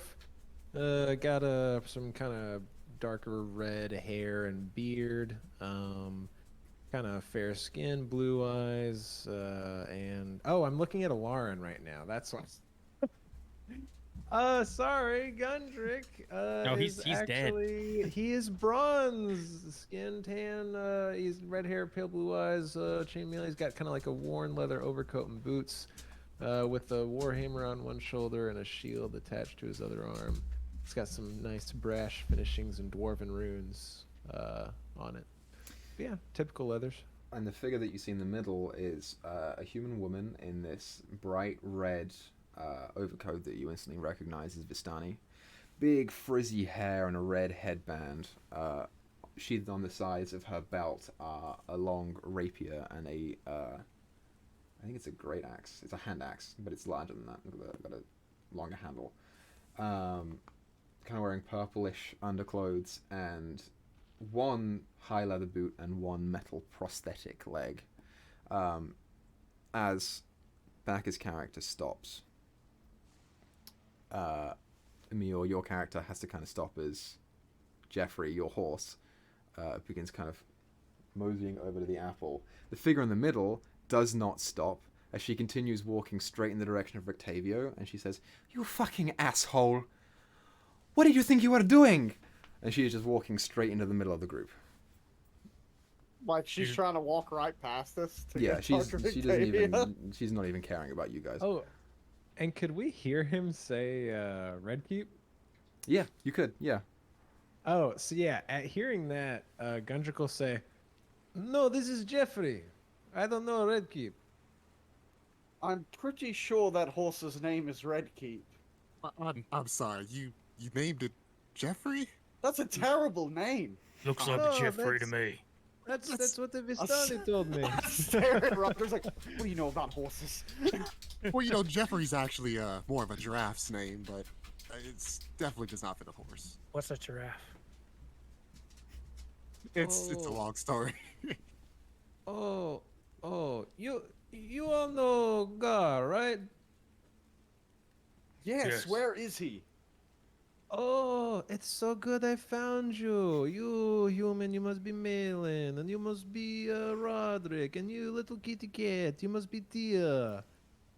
I traveled with Gar for a little while. He told me to find you and tell you all that he went. Was it to the northeast, around the mountains? Of Northeast. Yeah, northeast. Yeah, to the northeast, around Valaki. He was hearing things on the wind. So he told me to find you and help you out. But it was also kind of confusing because he said he maybe not always trust you guys. I don't know, but he said you're okay enough people. Also, I got my ass kicked by Strahd, and he told me to tell you all things as well. I assume this is your horse, Malin. Yes, his name is Redkeep. Oh, I am so sorry, Jeffrey. I mean Redkeep. Let me just get some belongings out of his At least let him eat saddlebags. the apple. God damn it. Yeah, Red Oh, Keep is currently. he's been like very loose on the reins. He could have let his head down to eat it. Uh, Roderick mentioned something about Bones not getting to chapel. I forget. Did he say anything about Tia? Nothing to Tia, no. All right. Yeah, we're not friends, but I told him I would tell you, and I don't like to lie, so just telling you. Oh, also, Velaki is so screwed. That town, oh, hell pit. Vampires in the streets, everyone dead, church on fire, so bad. Wouldn't I go could back. care. I care less about Falaki. I need to ask a very important question here. There should have been a small bird-like creature traveling with Gara, cockatrice. What happened to it? You don't Oh, know. You weren't there for that. because it wasn't there when I met him, It right? wasn't there when you Yeah. met him. Oh, It, yeah, Right. you let it go. I forgot. it was gone. I did not see anything when I met him. He was just big elephant man. No, You, no birdie. you see Tia like turn her head and click her tongue. First of all, Well, at least we don't have to deal Gar with cockatrice anymore. is What gonna fish need out our myself? assistance. We want it off. Gar. Oh, wait, hold on. There's isn't there supposed to be another one of you? Yes. Answer my question. Oh, which way he wandered off? I said to the northeast. Does he need our help? Geez, I'm trying to remember. Gar didn't necessarily request help. He just told me to let y'all know, right? Mm-hmm. If he didn't mention help, he just told me to let you know where he was going. When you went for Loki, did you see a priest? Oh, did the old man look like a priest? You couldn't make out really any features other than just looked like an older age and looked like some kind of robes of the clergy that he was wearing, and that was it. I'm not sure if he was a priest, but when Strahd was choking me out in the chapel, he did drop an old man to the ground. It was very hard to see through the smoke, though. He was wearing some sort of robe. Is he alive? I do not think so. Oh, shit. There was also an older woman. I tried to drag her out, but that's when Strahd grabbed me. I wasn't able to save her either. You look at the young guy who's standing behind Roderick as his arms just kind of go up to his head and he just kind of exhales heavily. I have to go back. You're insane. Yeah. You do know if you go back, you're probably going to die, right? We barely got out of there, Roderick. I at least have to see it. Like, did I don't- Strahd raise the town, or what? It appears that all hell has broken loose over there. I mean, on the way out, there was literally vampire eating a very large dog on the way out. A feisty, what the hell are they called again? Mastiff. I know it's like, yeah, a large mastiff. Yes, I did not know. There were no guards posted on the walls either. I even saw two just get pulled away into a house like it was nothing. I think Velaki is lost. I'll have to go back. I have to go into the church. Gotta Well, get Father Lucian out. Are you planning to go by yourself? You If were I have going. to.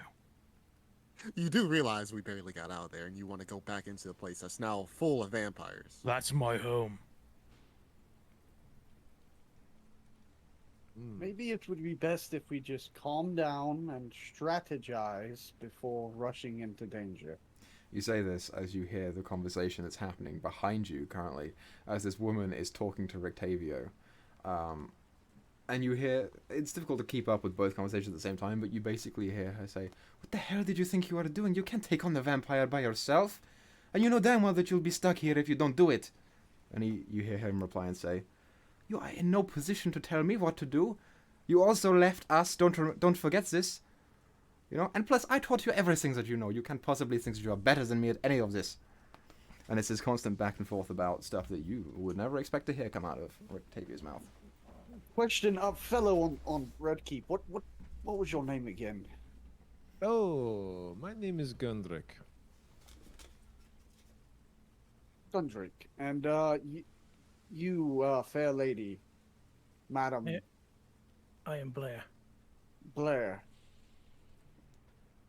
Does anyone know what's going on behind us? Who is that woman you're with? Oh, she said she was going to meet her spy friend, right, Blair? Yes, that is Ezmeralda. I found her wounded in the woods after she tried to fight Strahd herself. It seems like every time someone goes up against Strahd, they get their ass kicked. Yes, I don't understand why so many people attempted in one night. I didn't even attempt it, and I got my ass kicked. From what we've heard, Vlaki's not going to have anything left. I don't know. You can look, but I think there's going to be nothing left with the anger that he seemed to have upon that town. Oh, yes, as he was thoroughly kicking the hell out of me, his eyes, oh, there was a fierce redness in there and a hunger. At this point, Rictavio kind of like steps forward and kind of stops the conversation in the middle of him talking to your new lady friend, and he says, "Okay, let's wait a minute and calm down for a second. So Strahd has attacked Vallaki, which he should not have been able to do in theory because of the protection of the town. However, it appears that he had some kind of way inside sort of the coffin maker's shop beforehand, yes? And this is where you found the nest? Right. Yes. Okay, so it appears that his main target must have been the church. It must have been. You said that there was some kind of protection that was there, that was taken away from it, so that he could get in. Well, he's gotten in, clearly, so there must have been something there that he wanted. Bones. What were the bones? Go ahead. Might be the reason he was able to get in. They belong to the Saint Andrew. Well, if they are not present, then he already had the bones. He did not need to get into the church to find them again, or there must have been something else inside of the church. Was there something that the church was hiding, or anything like this? He's looking for probably someone. And Tia nudges Malin. Hopefully Malin gets the picture. Yes. He was probably looking for a particular individual.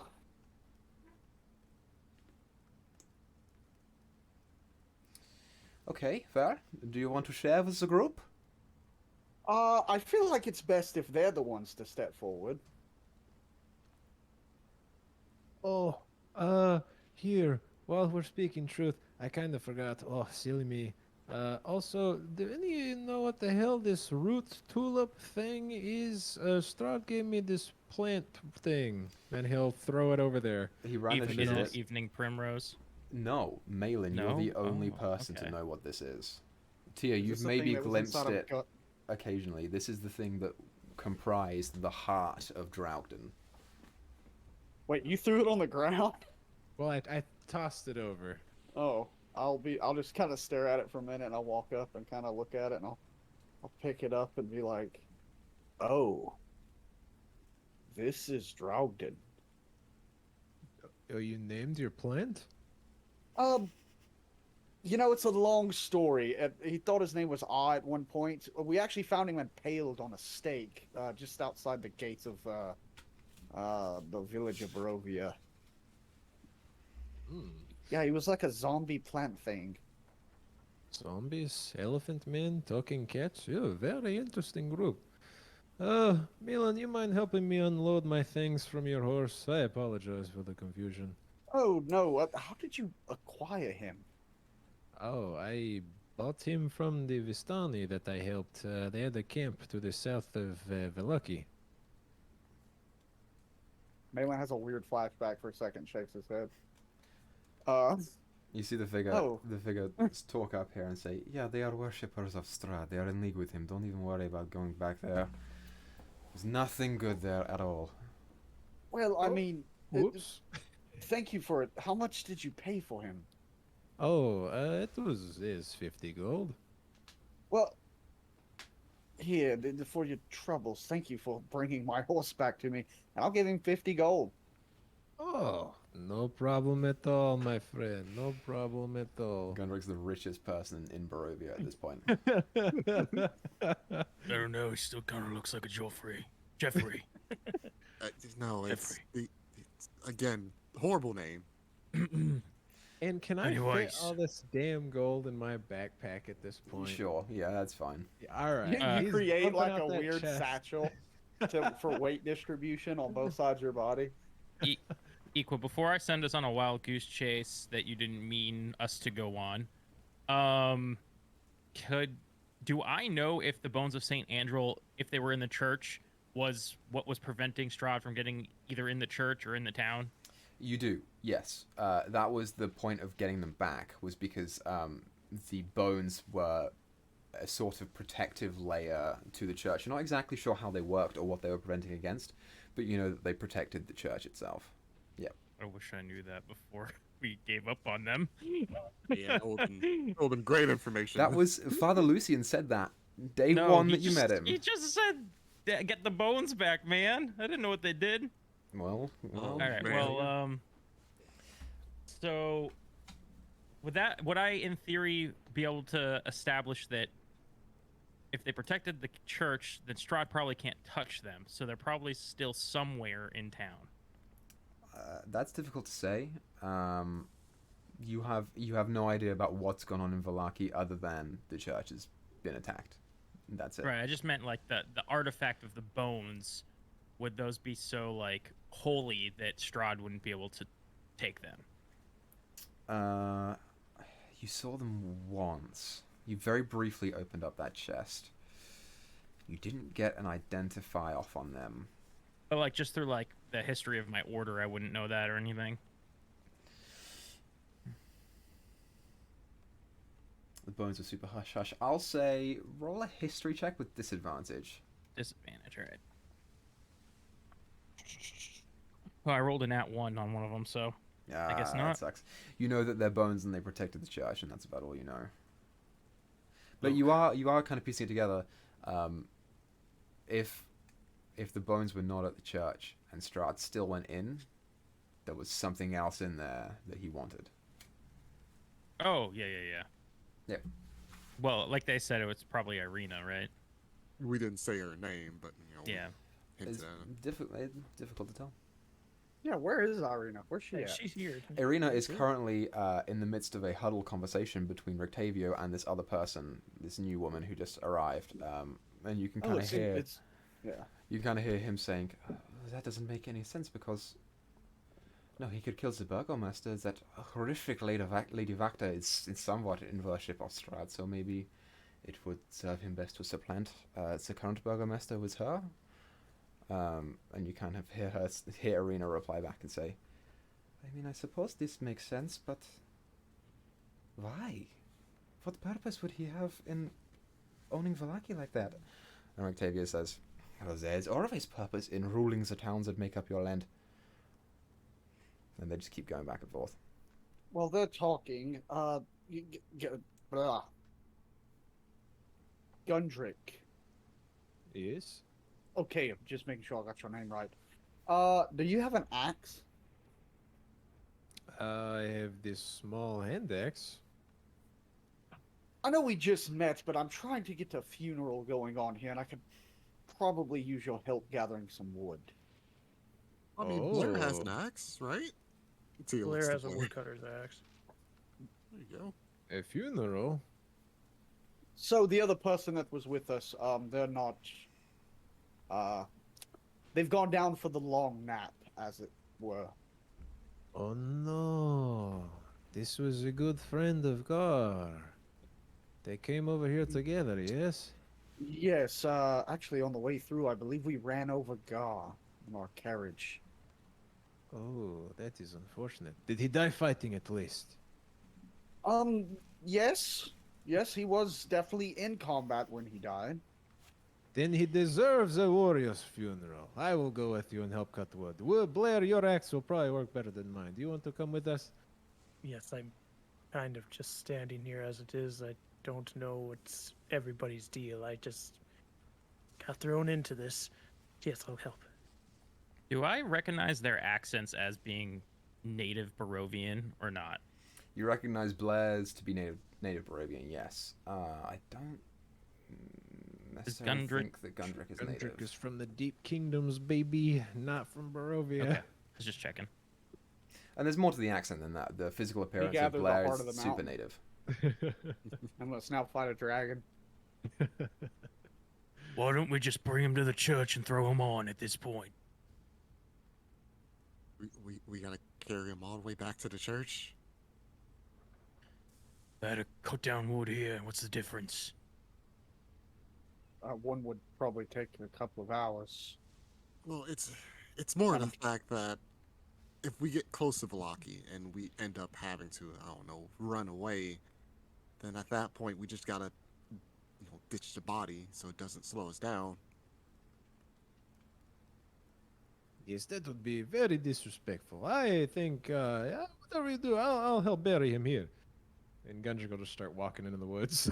As you say that, just you so hear you know, we're Octavia not say, burying him. We are burning him. I Yeah. mean, yes, that's what I meant by warrior's death. when you Brain. say bury Chop, him, chop. you hear both Rictavio and your new NPC friend, both of them say, "No, not bury.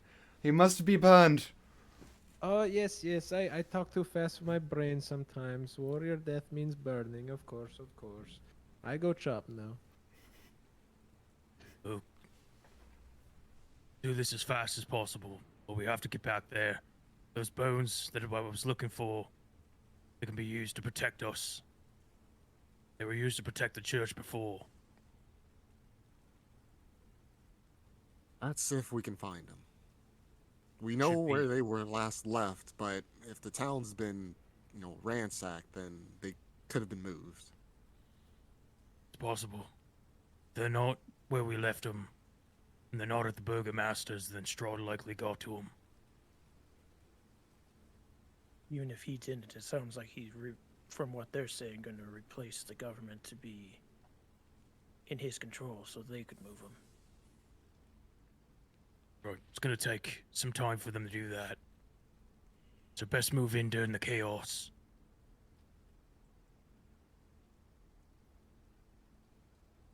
Everybody around here has a death pact. All right, let's go cut this wood. Okay, so the group is essentially taking some time to cool off and chop the wood for Alaron's funeral. Who's going to chop wood? Blair. Blair. And Gundrick. Well, I can't really. I'm motivation. Sure, Blair. Oh, you're a Malin, bard. Gundrick. Yes, you know the good work songs. I might know a few. I'm not going to just make something up. I'm just going to play a work song. I'm going to play a song talking about, like, another day older and what do you get? As they're going over there, Blair will turn to Gundrick. Do we really want to do this when there's werewolves in the area? You think they'll smell the burning body? Oh, I'm trying to remember that. Like we saw them resting on like a islandish thing, right? Yeah, the island that you're on, behind the tower. Yeah. Okay.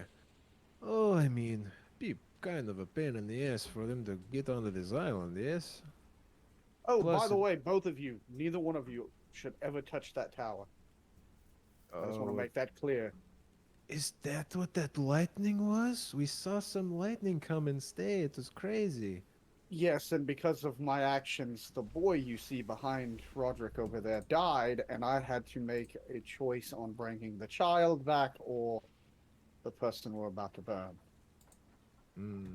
Well, if what I heard is right, sounds like something you'd be okay with. Okay.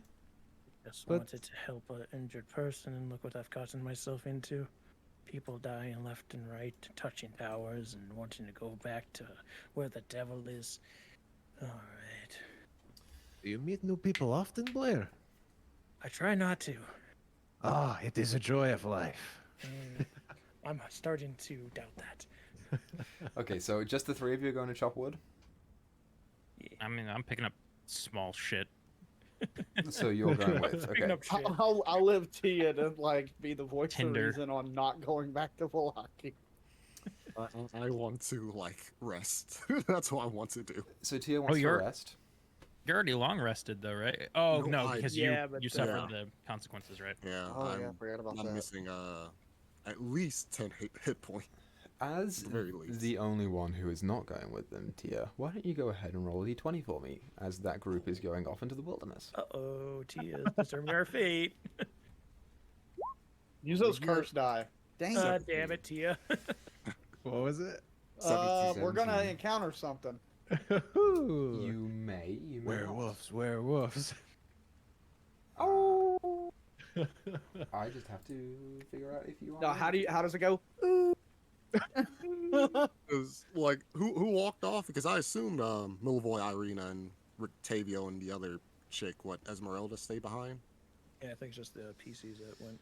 Okay, Yeah. so Ginji, why don't you go ahead and you are in the wilderness. Go ahead and roll me a d12 and a d8 and add them together. D12 and D8 Adams. Roll a 20. 8. 8. Ooh, that's cool. Oh, that's not good. Here, means be we some die. Vistani that I can be like, I helped your niece. What is it? There's no thing for it. Whoa. It's a Demogorgon. It's a nothing. Oh, Maybe it's Longfellow. I see it. Okay. So you guys leave, and you go to into the forest to go and try and chop some wood. As you do, we're gonna move Eol on your token over to. Well, which wood would you like to go to, you guys? The closest wood. Yeah. You can do the one straight down or the one to the right. I guess straight down looks closer, doesn't it? Okay, you go right there. And there is kind of a thin layer of fog that perforates the ground as you go. You begin chopping wood. 10 minutes go by, 15 minutes go by. What is everyone's passive perceptions? Poo poo. I think mine's 13. 14. 17. I'm went up. 14 as well. 17. 14. Roderick, good shit. So Roderick, you hear it first. This faint, like, clopping sound that is accompanied by this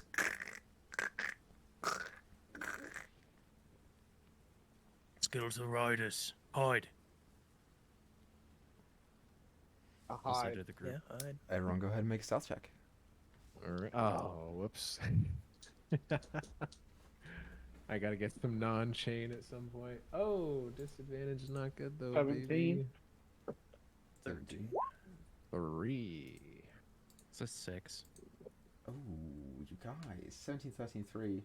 That's, wait, I can do this. I can maths. 17 plus 13 is 30, plus 3 is 33, plus 6 is 39, divided by 4, you're looking at about 9.75 Oh. as an average.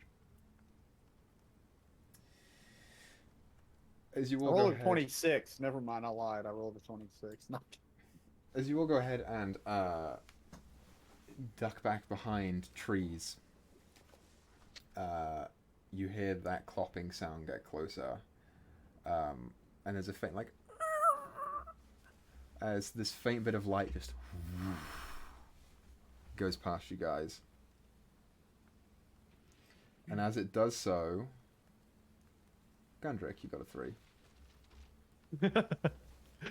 You go ahead and just ever so gently peer your eye around the side of the tree to see if you can make it out, and you can make out the form of a skeleton horse, and on top of it, a skeleton man wielding a lantern and a blade, looking over for you.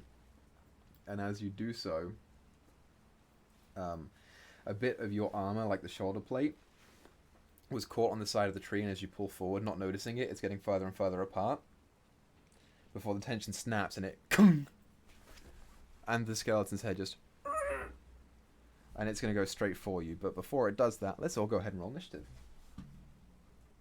Babushka, looks like we're getting a free skeletal horse. Oh, the rolls aren't here. It was there for Pathfinder. It's Yeah, I gone rolled a now. natural one. Oh my God. Yeah, that's what I get for those couple nat 20s. So that's another 3 for a total of 7. Oh, that that was a 5. So Oh. 9. Could I have used A Oh, natural you're one, a five. say my it light cleric fast thing? enough? Yeah. I don't know. That is pretty dope. I have no idea how mounted combat works. I'm going to assume that it's the initiative of the skeleton. I gotta use that next time. Oh, okay. I feel like anything I've ever seen mounted combat rules for, be it Pathfinder or D&D, is always kind of weird. Yeah. Like commanding mounts and stuff. I've never had to deal with mounts before in my life. Run into something. Okay, 25 to 20. And Tia, Skip you down can to 15, bro. you can hop in on this, Tia, if you want. You probably won't need to. Alright, I'll just roll it just in case. Yeah, see, that would have helped. 21. So 21 for Tia. We're going to skip you first, though, because you are not technically in the combat yet. Okay, so 20 to 15. 15 to 10. 11. 11 for Blair. Okay, 10 to 5. 9. 8. 9 for Gundrick. What did Malin get? 5. Okay, 8 for Roderick. And a 5 for Malin. The big 5, baby. Fast 5. Okay, so top of the round, Blair on an 11. You go first. Not even 5 minutes in, and we're already getting in trouble. How far away from it is from me is it? Okay, so we're gonna say here, since you're in a pretty dense thicket of forest, and then you're going for ranged attacks. If you go for ranged attack, I'm gonna give it a +2 for anyone, or a +2 to AC for anyone, because the trees are just in the way no matter where you are. This thing is maybe 10 feet away from Gundrick, and then I'll say you were at the lead, so you'd be all the way in the back, so it's maybe 35, 40 feet away from you. Easy, I got 40-foot movement speed. She will run at it with her axe. She's going to swing at the skeletal rider himself recklessly. The rider itself, yeah, go for it. The first one is a 19 to hit. I'm gonna assume that hits. I don't know if it gets a bonus to AC or not. It shouldn't. Unless it's already on the stat block. They are 2 individual stat blocks. I'm going to say that it hits. Alright. Unfortunate amount of damage on the first one. 5 slashing, but... Well, I guess I hit the rider. If I hit the horse... The rider, I guess, technically is reduced... His movement's reduced by 10. Because I have the slasher feat. Sure, I'm okay. gonna So swing a 5 damage to him. second time. Recklessly as well. I forgot that I was doing that, and I could have rolled advantage on the first one. But that didn't matter unless I crit. That's only a 10, unfortunately. A 10 does miss. No, wait, sorry. That was adding my damage modifier. 13. A 13. That's its AC. Let me do a quick Google search. Does mounting a horse in It doesn't know. 5e of If you AC? have like a mounted combatant feat, it gives you advantage on attacks, but it doesn't increase your AC at all. I would assume that it does. It's skeletal. And you can rider. like change. You can change who it hits, but that's for PCs, obviously. Okay, so I'll just give it to you. That hits. Woo. And that is a big 13 points of damage that time. Another slashing. 13 points of damage. How do you want to do this? Oh wow, Yeah. nice. Just like she nicks it with the axe on the first swing, and for somebody so thin, she has so much strength swinging this blade, and then brings it back around and hits it right in the chest and just explodes the chest. So it's just the waist bone and the bottom of the spine sitting on top of this horse still. Mm-hmm. Yeah, as you go ahead and slice through, severing the spine in two, there's a faint clatter of conk, conk, conk, conk, conk, conk, around as bones hit tree roots and mud. the rider is done. That is Well, that good. was fast. That's what I'm talking about. Way to go, little lady. Nothing but muscle and sinew on that one. Well done. Okay. Yeah, that is so Blair's turn. following Blair's turn, Gundrick, you are up. So how far away is the horse? 10 feet from you. Oh yeah. All right, babushka. You know what to do. Oh wait, no, sorry, I can't. That's 2 bonus actions. I can't manifest her and then teleport into her. Okay, never mind. He's gonna run up and he's gonna try to mount that Bronco. Oh. You're going. Okay. Okay. This is essentially going to be a grapple check. You ride that horse, baby. Check the horse first. That's oh wait, I do. Sorry, for grapple I do. What is it? Athletics, right? Athletics, yeah. Yeah. Okay, so that would be a 17. I got a natural 20. Ah. All right. I really want for Trying you to- guys to be able to do this though. This is cool. Trying to think. Grapple. You have 2 that's attacks. an- You can grapple twice. Oh, you can? Yeah. Oh, because it counts as an attack. Oh, because the attack action. Yeah. All right. He's gonna try to he's gonna try to get it. Go ahead and roll again. All right. Come on. Oh, okay. So that's a 10 for 16. I got an 11 for 15. So you mount the horse. It's a little weird because when Blair decapitated the previous rider, she left the bottom half of it, so its legs are still in the saddle, and it's the top of its or the very base of its spine is kind of sticking up out in the saddle, and you just kind of whoop. I'll leave it to your imagination as to what happens with that. Oh. But you're on there.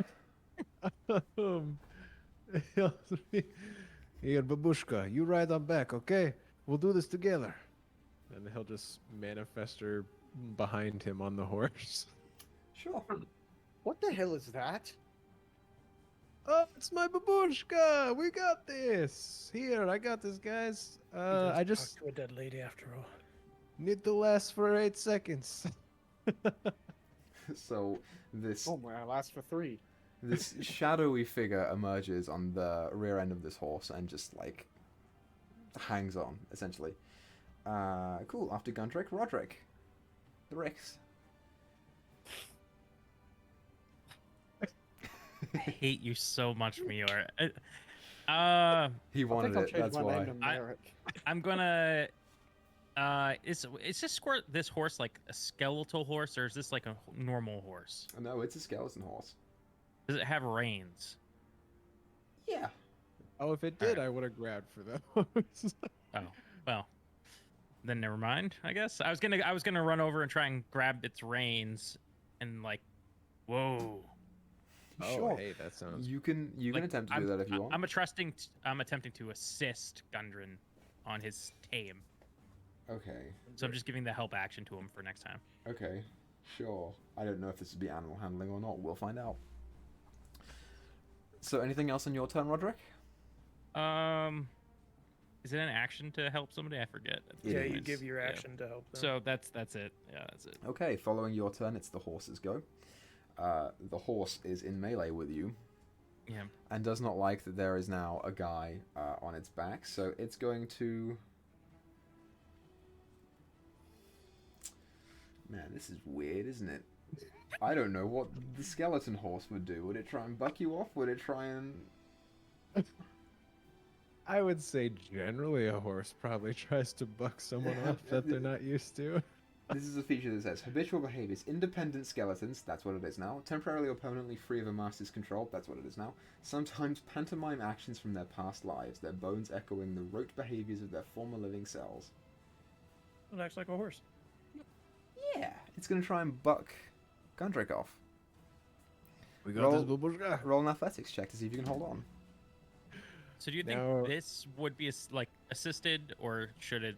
Since he's like holding the reins, maybe he's stopping that buck a little bit. Does the help action go on your next thing, or does it just go for the thing that you target? I think it's the thing that you target, so this would not help. Right. Darn. Or wait, would or wouldn't? Wouldn't. Okay. That's pretty good. So 6 + 6 for 22. You managed to stay on. 6 + 6 is 12. Well, I'm kidding. 16. Yeah, you manage to stay on as it begins. I mean, part of the bucking thing is that it's going to stick its hooves out. You know what, Roderick? Instead of it doing an attack on you, roll a dex save. Those are never good for Roderick. Oh boy. It's good. It's 18. 18? I rolled a 19 Yeah. for an 18. Because you can see it coming. It's not just turning around and poof. You can see it kind of getting rowdy. So you just pull out of the way before it can hit you. Cool. Yeah. And that's its turn. So melee. You look more like a red keep. What? Melee, you're up. You didn't hear Melee just shout. God. What? He is not there to make the dead keep joke. No. Oh. Oh. That's better. I like that one better. Red keep and dead keep. Let's go. Do it. So I see it's like, so are you trying to tame this thing or are we trying to kill it? Well, it would be a mighty steed to roll into Velaki with. Well, you do you, fam. And I'll give him a thumbs up and I'll give him inspiration. It sure does. So that's my bonus action. By the way, I'm level 5 now, so that's a D8? D8. Oh. Anything I've done this in else? Minecraft before. It's not that hard. Yeah, you just gotta feed him. You just gotta feed him carrots, right, or something. Is there anything else for I'll you, Malin? manifest a carrot. So for my action, I got. Let's see, pretty much got the F all. So, yeah. You know what? I'm gonna not waste any spells. That's just how I'm gonna do it. Okay. Yeah. And I'll just hang out. So following that, Blair, anything at all for you? Seeing this madness unfolding in front of her, she's going to disengage from this horse. Good idea. It's back. You guys assign in your own death warrants left and right. That's up to you. Well, I'm keeping my distance. Yeah, she's backing up into like where Malin is. Okay, so Gundrick, you are attempting to appeal to the animalistic nature of what this once was, right? Yeah. And So- show it who's boss. So I need you to Oh. roll an animal handling check. It is a straight roll because it would be at disadvantage because this thing is no longer an animal, but Roderick helped you. And you can roll your bardic inspiration on it as well. Okie dokie. Animal handling, definitely using Bardic. Okay, so. Oh, thank God for Bardic. Okay, so that's a. That's a 4 before Bardic. Oh. Um, I'm starting to feel like you shouldn't waste your Bardic this turn. Yeah, that's a good point. Wait, does Bardic go away if you don't use it right away? No, it lasts for like, 10 lasts minutes. like 10 minutes. Okay. But I got plenty of them, so you do you, bud. The Yeah. best you can get is a 12, and that's if you roll an 8. Keep it. That's true. Just keep okay, the inspiration. Yeah, Just he'll, keep it. There's no way. He'll hold on to it. Yeah. Yeah. So, does anything happen with that roll? I guess, or am I even really allowed to do anything else? You wager that you are losing the side of it that you will be able to appeal to using animal handling. You will probably be able to make one more check before you can no longer use animal handling to try and tame it. If there are other ways that you want to do it, such as if there's any spells or anything that you guys have that you can utilize here, then you can try that. But there is going to be one more animal handling check before this thing is done.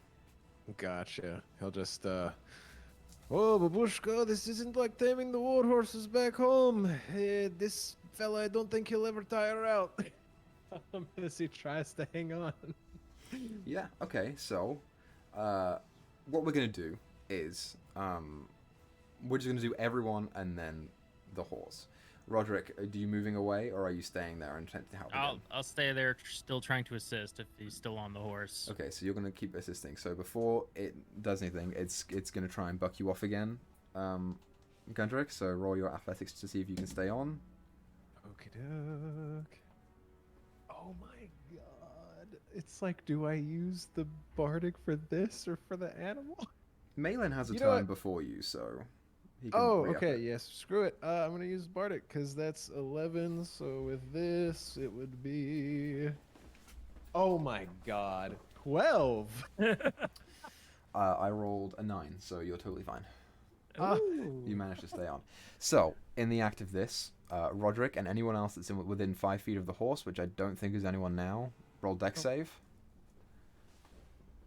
Does he take the damage? That's a 13. 13. Yeah, you managed to duck out the way. It's not a Alright. super high. You know it's coming, so you're okay. Okay, so in the full effect of it, you're getting, I assume, re-inspired. Nah, I'm gonna let him die. Nah, I'll give it to him. I'll give it to him. And is there anything One else that anyone more wants to try add? there, buddy. Thank you. Soon we'll be great riding companions. All right. So another animal handling. Another animal handling. The DC has increased. Oh, okay. Let's go. Better Let's roll do high. this. Roll I know. seven. I'm hoping. I haven't been doing too well. Roll at least a 15. Oh my god. You know what? I'm just gonna use it anyways. But yeah. So I Wasn't rolled a meant to be. 2 for 3 Wasn't meant plus to my be. 3 on my inspiration, which was 6. So Great. Fantastic. How'd you roll worse than your flat roll last time? You are unable to appeal to what this once was. It is now something else. So realizing that, can I just bring down the hammer? On your next turn, you can. Okay. I don't think it's working, fellas. Thanks for helping me try. Okay. So, it is going to stop bucking now. Uh-oh. Don't let your dreams be memes. What's It- a meme? Turns to face away from Roderick, and then Oh. Well, goodbye. that's cocked. It's terrible. So you're totally fine. It's an 8 to hit, Oh no, that misses. which misses. And then it's going to take off. Opportunity attack. You get an opportunity attack. You sure do. Huh. Now, oh, go ahead. I think it's a 9. Yeah, it's a 9. Oh my god. Now here's a question: would Babushka stay in place as the horse rides away? Sure. Sure. So then, could she opportunity attack? As Oh it no, she rides stays away? on the back of the horse with you. Okay. Yeah. This is like ship combat stuff. Yeah. So it takes off 60 feet. Wait, I had the reins. Sure. Oh no, is it dragging? Can I fight it instead? Like hold the reins and try and keep it in place? I forgot I was holding the reins. Yeah. Okay. Yeah. Okay. Roll a athletics for me.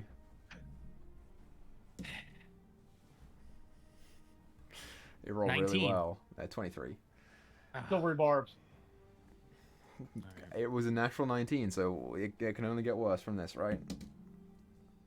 Yeah. It's an 8. And I'll give advantage to Gundrick or whatever his name is.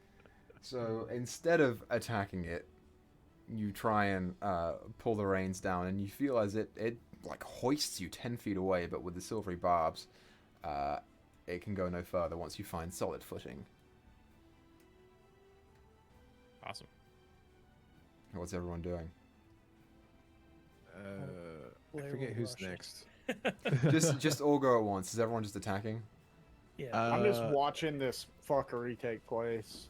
Gundrick, and the Echo are both gonna. I mean, I flavor this, I guess. Just hop off on each side of the horse and bring down the hammer as they go down to the ground on the horse for my extra attack.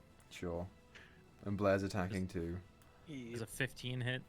15 does hit. Yep. I had natural 20. Oh my god. Well, good thing I had extra attack because I don't think oh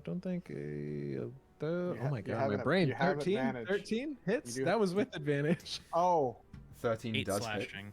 Oh, 13 Oh. does hit. Awesome. this horse and is dead, then- y'all. Yeah. I got a one slashing, natural 20 and 13. I got a 19 on the second hit, so. Yeah. Yeah. The good thing is as well, Gundrick, is that it is weak to your Warhammer. That's what I'm talking about. I got 2 13s for a total of fucking, oh my god. Yeah, like 6 plus 3, 9 plus 6 bludgeoning? So just as a For- group thing, how do you want to do this? I hit at one of its ankles to bring it down some. Yeah, Mhm. Blair was sure. over the back legs. Yeah, Gundrick and Babushka get it in the neck and the head as they come down. Yeah, so between Roderick and Blair taking out the legs as it tries to run away, you manage to like physically grab the hoof and part of the ankle and just rip it off. And as it keeps going, it's being left with not the full leg to move on.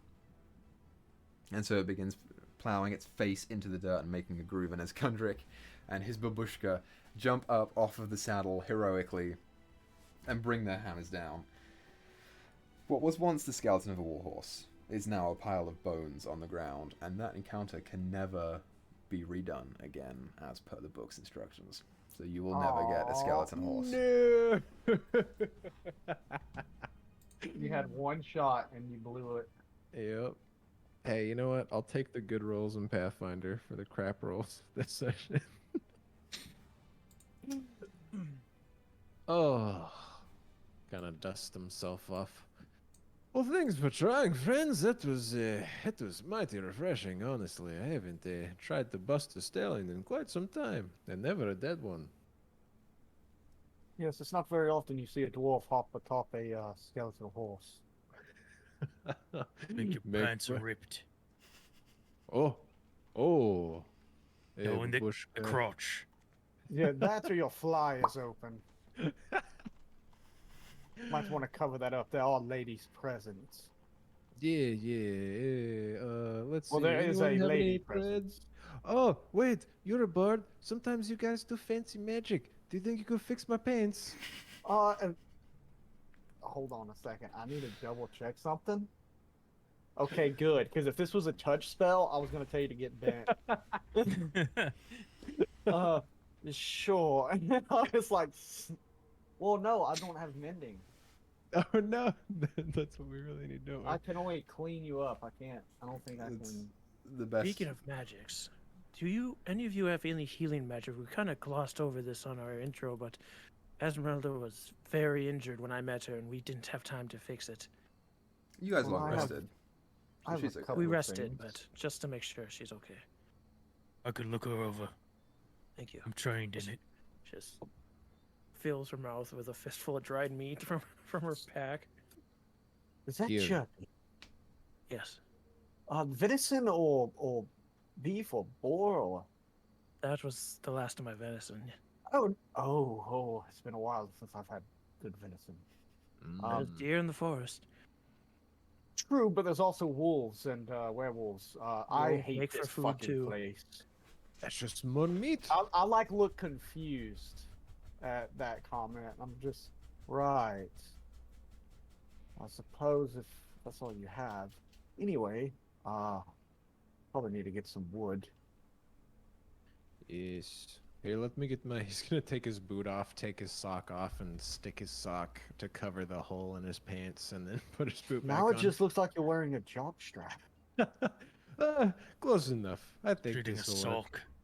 You're going to use a dirty. I'm not getting into the details of this. I'm gonna bring my pile of wood back and throw it down where the start pyre on would top be. of it. Yeah, And you then, guys get enough wood. You're fine. I'm gonna go over to Ezmeralda and Hi, my name's Roderick. We didn't get introduced earlier. Your friend asked me to take a look over you. I'm trained in the medical arts. Said Yeah. you were wounded. You kind of see her sitting on the edge of the wagon on one of the steps that leads down from the door. Yeah, I mean, sure, if you're willing to take a look at me, yeah, sure. And she kind of lifts up her shirt, and you see she's Oh. haphazardly bandaged to the stomach. She's haphazardly bandaged a bunch of I can see your ankles. you can see her one ankle. Yeah.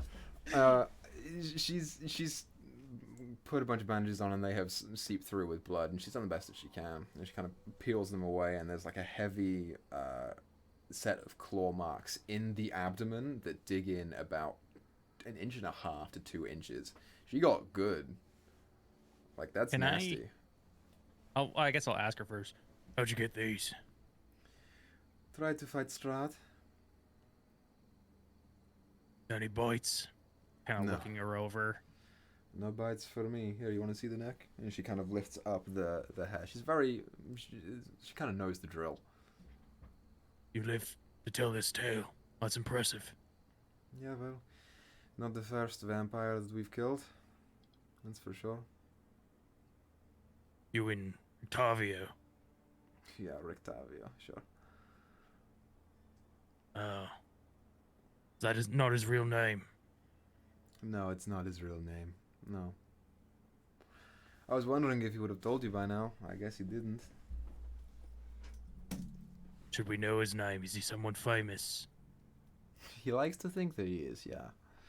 But you guys don't seem like the monster hunter types, so I don't suppose the name Rudolf van Richten would mean anything to you guys. I kind of laughed when she said, "You guys don't look like monster hunters." Can I roll to see if I know who that is? Yeah, you I can mean, roll. I'm from an order of monster hunters. Roll a history check. Rudolph. Natural 20 Natural for a 20. 21. Not only have you heard of Rudolf van Richten, you kind of piece together Ezmeralda Avenir. Rudolf van Richten is a very famous monster hunter. He's taken down vampire lords, he's taken down werewolves, he's taken down all sorts. The details on his origin are a little foggy. You know that he did have a vendetta against a vampire lord that he killed, who I believe the name was Von Metz, I think was his name. I'll double check that. But a super duper strong one, possibly rivaling or stronger than the powers of Strahd. But that incident was isolated and alone, and that vampire didn't have nearly as much sway over the land as Strahd does.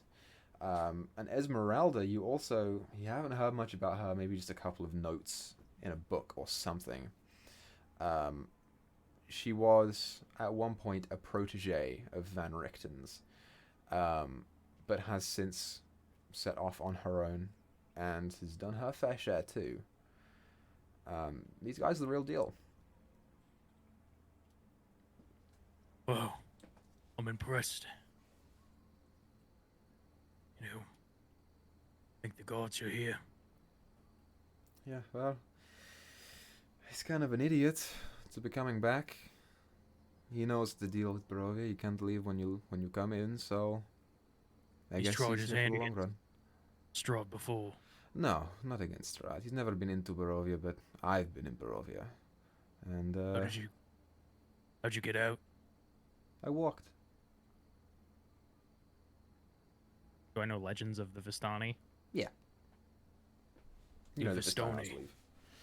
Yeah, what gave it away?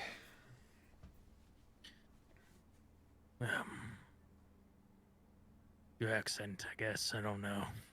Your ability to walk through the mist. Yeah, I was being sarcastic. Don't worry, I'm pulling your leg. Oh. Sorry. So what's your Um, deal then? Is her hit points down? Like after I, gave her a checkup? Mechanically, no, but that Okay. wound is bad. Then I'll just roleplay. I'm like rewrapping the bandages or whatever and stuff. Yeah. I was from Vallaki, I suppose. Well, Well, that's where I went anyways. I wandered into the mist when I was young. And, Father Lucian took me in, brought me to Vlaki, made me one with the town, trained me. But I suppose he's gone now. So, wait, let me get this straight. You're trained to try and fight Strahd by a priest? I wouldn't say... Not Strahd per se. If we could, absolutely, but we've never been strong enough. Wait, Just you're saying we. Why are you saying we? this point. Who cares if it's a secret?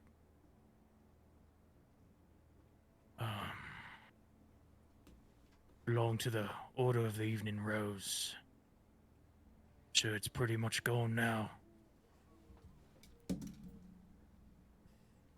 She kind of leans in at this point. I've never heard of that. You know, Rudolph has been keeping tabs on Vallaki for a long time.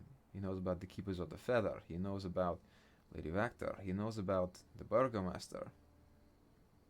I've never heard of this order before. You guys must have kept it pretty tight. We were small. You were located in the church, weren't you? No. Yes. Yeah, well, I guess that makes sense. You sure Strahd wasn't there to kill all of your people? Might have been. Sure, well, sorry for your loss, but I'm sure you're used to it by now. Tell me, were you there? No. No, last night I was up in the castle. I just walked straight here. Am I foolish for wanting to go back? No. I get it.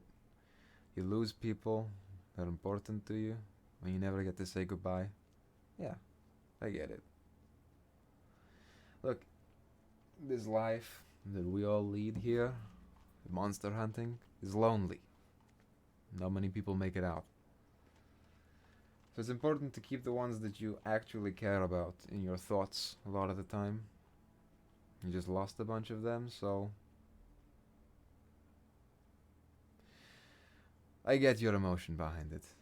Is it stupid to want to go back? Yeah, but if you've got the skill set, then you've got the skill set. You know? Right. The way that I see it, she kind of looks around at the group. We're all that's left to kill Strahd, you know? Your order's out in the mud. There's not really much help coming in, you know? He's kind of got his hand on Barovia pretty tight. Valaki's now his.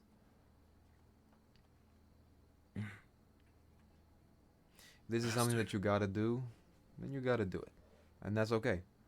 But just be safe about it, you know? Right. Well, I think you're good to go. All set. Hey, nobody touched my wagon, right? No. Okay, good, because there's like a really bad trap. If you open this door, like everyone would die, so... Good thing you It was didn't. kind of like the tower there that I touched. You know, I know the secret to opening that door. What would Oh. that be? Well, it's pretty simple. I'm surprised that your buddy Rick Davio didn't know how to do it. He said he's been You climbing have to up the do the scaffolding the whole YMCA in time. front of it. Oh, he kind of, yeah. And she kind of walks over to the front of the door, and you see the bronze plate there, and she points out things on it. I don't remember if I gave you guys the handout for it or not. You did. I did. So let's bring it up again. In wherever. I just don't know where the starting point is. Here it is. Yeah, right that's what there. was getting me. Yeah, and she kind of points it out, and she's like, "So these are all poses that you gotta do, but the tricky part is that you've got to realize which one is the one that you start on, And I'm pretty sure it's this one up on the top. She points to the one on the top left where the line starts. And then you just do them in order. Van Richten has been climbing up the scaffolding the whole time. Didn't even try and open the door because he couldn't figure it out. But I figured it out, so I'm pretty sure we can go in this way. Just don't touch the door, you know? I'm pretty sure you figured that out too. Oh yes, I definitely figured that out. Anyway, so, do we want to go ahead and get this burning underway? Oh, have we all been over there? I thought it was just Roderick. He No, said we she back. looked at Oh, all the okay. empties. Yeah, all of yeah. us, so I was like, I guess we're here. Yes. Let us go. Question though, Tia, do you have any questions for Lauren before we burn him? I don't. Because I can only think of two, and I'm going to need three more to really make this worth it. Questions? It's about to get really weird. Everyone stand back. Are they trying to mount a skeletal horse? On the day, on the night Lauren was turned to stone, under my watch she disappeared. Only be found downstairs later that day. Later that watch. It was a bit dodgy on what happened, but I got the hint that something he wouldn't want you all to know. You can work with that. Do what you may. All right. I've built up like this little funeral pyre thing. I've put his body on there, and I'm just gonna like crack my knuckles, and I'm gonna cast Speak with Dead as I put my hands out, and this like green light kind of emanates from my hands. Yeah, as you go ahead and cast the spell, Go ahead and put it in chat. you feel the spell enter into the partially blown open corpse of Alarin. And instead of him gasping for breath, he watches the eyes kind of flicker for a moment before opening, and he just slowly sits up, and the head comes down. I'm pretty sure that Roderick blew out part of his head. No, I blew out his chest, Okay. his heart. You hit him twice. I don't remember what the second one was. We'll say it was just the chest. So he's kind of like leaning forward, head down, and kind of looks up to you, Malin. Without moving the head up, the eyes just go up towards your direction. You see they're kind of resting at the bottom of your neck. All right. So, I'm an idiot. I got three questions. Lauren, what is your father's name? Okay. So I just kind of do a monotonous short answer, basically. However is what you I'm think reading this? Alarin would reply to this in whatever voice, you just reply with his name. Gotcha.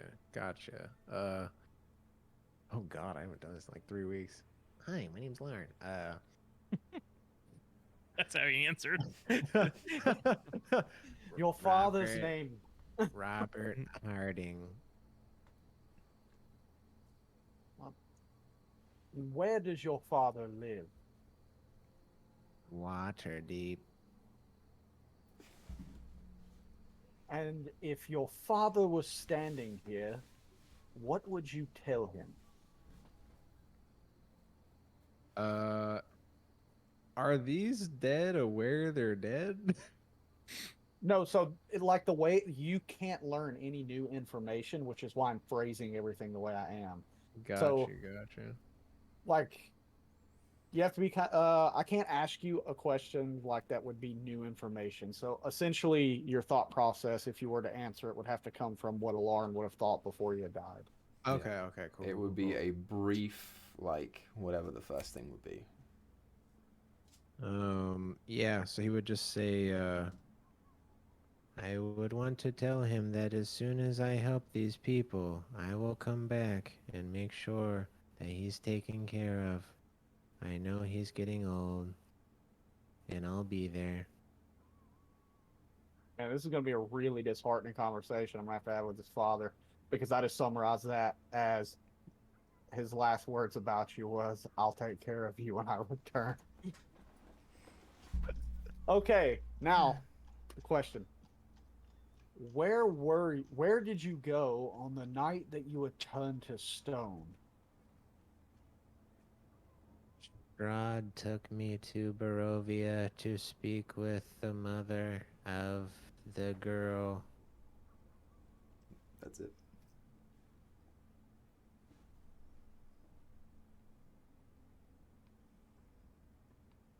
Does anyone else have any more questions? We only have one, and then he's gone. And I mean gone. I'm so tempted to make him say no. This is not a movie. Tia will then like slowly walk up and she'll look at Alarin and say, "Your life, are you enjoying it?" Since he doesn't know you said. Okay. So before he died, so, oh geez. Okay, yeah. So before he died, no, everything wears on me, but it'll get better when we take care of Strahd.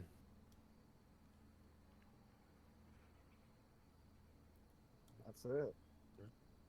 She nods. And that's it. And with that, I'll just kind of nod and I'll pull out 2 gold coins and put them over each of his eyes. The tradition silver here. Is it? Oh, okay, silver. Yes. So, yes, I can see that. If that's the case, why didn't we bury him and just cover him in silver? It's tradition. You know, vampires are not allergic to silver. Like they just move past the silver. You know? Oh, I didn't know that. It's- The more you know. Tradition. Supposed to bury them with a stake in their heart so that they can't regenerate. And cut off their head. Okay. Yeah, I'll switch it out for silver pieces. Fill their mouth with garlic. I don't have garlic. I've got an apple. Put a pumpkin on your front step. Okay, we're just gonna go with the silver coins. I think that will be enough. Yes. Do we have like a mini pyre going right now? Not yet. Or I that we haven't haven't lit on lit fire yet, but it's like he's on it. Yeah. Okay, yeah. So Gundrick will just kind of walk over and he'll just kind of look down and say, "Hey, Lauren, I did not know you, but you were a very good friend to Gar. He was a little bit wary of you, as well as the other friends, but he did tell me that you were a good friend, and you and him, you wanted to help these people. I heard that you made some questionable choices, but in war, sometimes you have to make a choice that may lose a battle, but will win the war. And, well, you died a warrior, so that's all any of us can really ask for." And he's gonna take his hand axe off his belt, and he's just gonna put it in Alarin's hands and clasp it on his, I guess, gaping open chest. But Beginning to stink at this point. and yeah, just close his knuckles around that axe, and well, I guess I should probably let Gar know about this. I promise you, Lauren, once this is all over, I will find your friend, and I will let him know of your fate. And he'll kind of step back, letting everybody else do whatever they're gonna do. I'm sorry I couldn't help you in this life. There's always the next one. If I can find you, I will.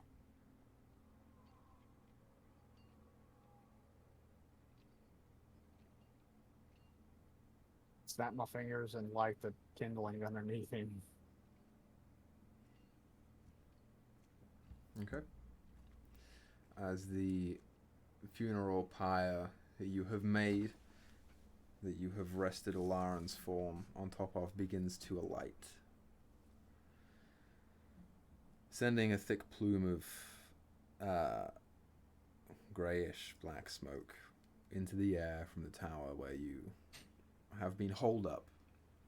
You reminisce on the memories of Alaran as the newly named Van Richten and Ezmeralda stand off onto the side. And next is Milavoy and Arena. Gundrick and Blair. Roderick. Tia. And at the front, Malin. These are the people that Alaran knew mostly, that he would call friends, and that were the only people who really had his back throughout any of this, apart from Roderick. At his chest. Yeah, at his front. Everyone else had his back. And as his corpse begins to alight in flame, we shift our focus to Gar. Gar, you have been trudging through woods for the better part of a day, finding yourself on the edge of the realm, walking into the mists. As they seem to recede with you, and you keep walking, following the breeze of the wind. You make your way through the forest. There is no path. You just go. You just know where to go. And you emerge into a clearing. The sky is black and filled with stars. There are small purple and black flowers that line the sides of this clearing, and before you sits an ancient, stoic, old but drooping yew tree that seems to stare back down at you as you look up to it. And in the back of your mind, you hear it say, "Hello, Garfantis." And that is where we're going to end tonight's episode. So, thank you everyone so much for watching tonight's episode of Curse of Strahd. We will be back next week for the next part of the story. Tommy, is that the last session that we have with you before you leave? Yeah, sadly. Oh no. So I'll be back, but I'll be gone for about a month. So Malin's probably going to stay in the tower for the next month. yeah, I'm just gonna be reading everything. Studying, yeah. I'm gonna see if I can find some. If this wizard had any alternative reading. You know what I mean? So we will be back here next week to continue this story. Look at that. We have amassed our full group. If you guys die anymore, that's it. You're dead. No more characters. I'm tired of this. You're dead. Yeah, so we'll see where this goes. Thank you everyone so much for watching. Thank you for coming out. We appreciate it. Let's keep making stories together. And we'll catch you guys next week. Toodaloo.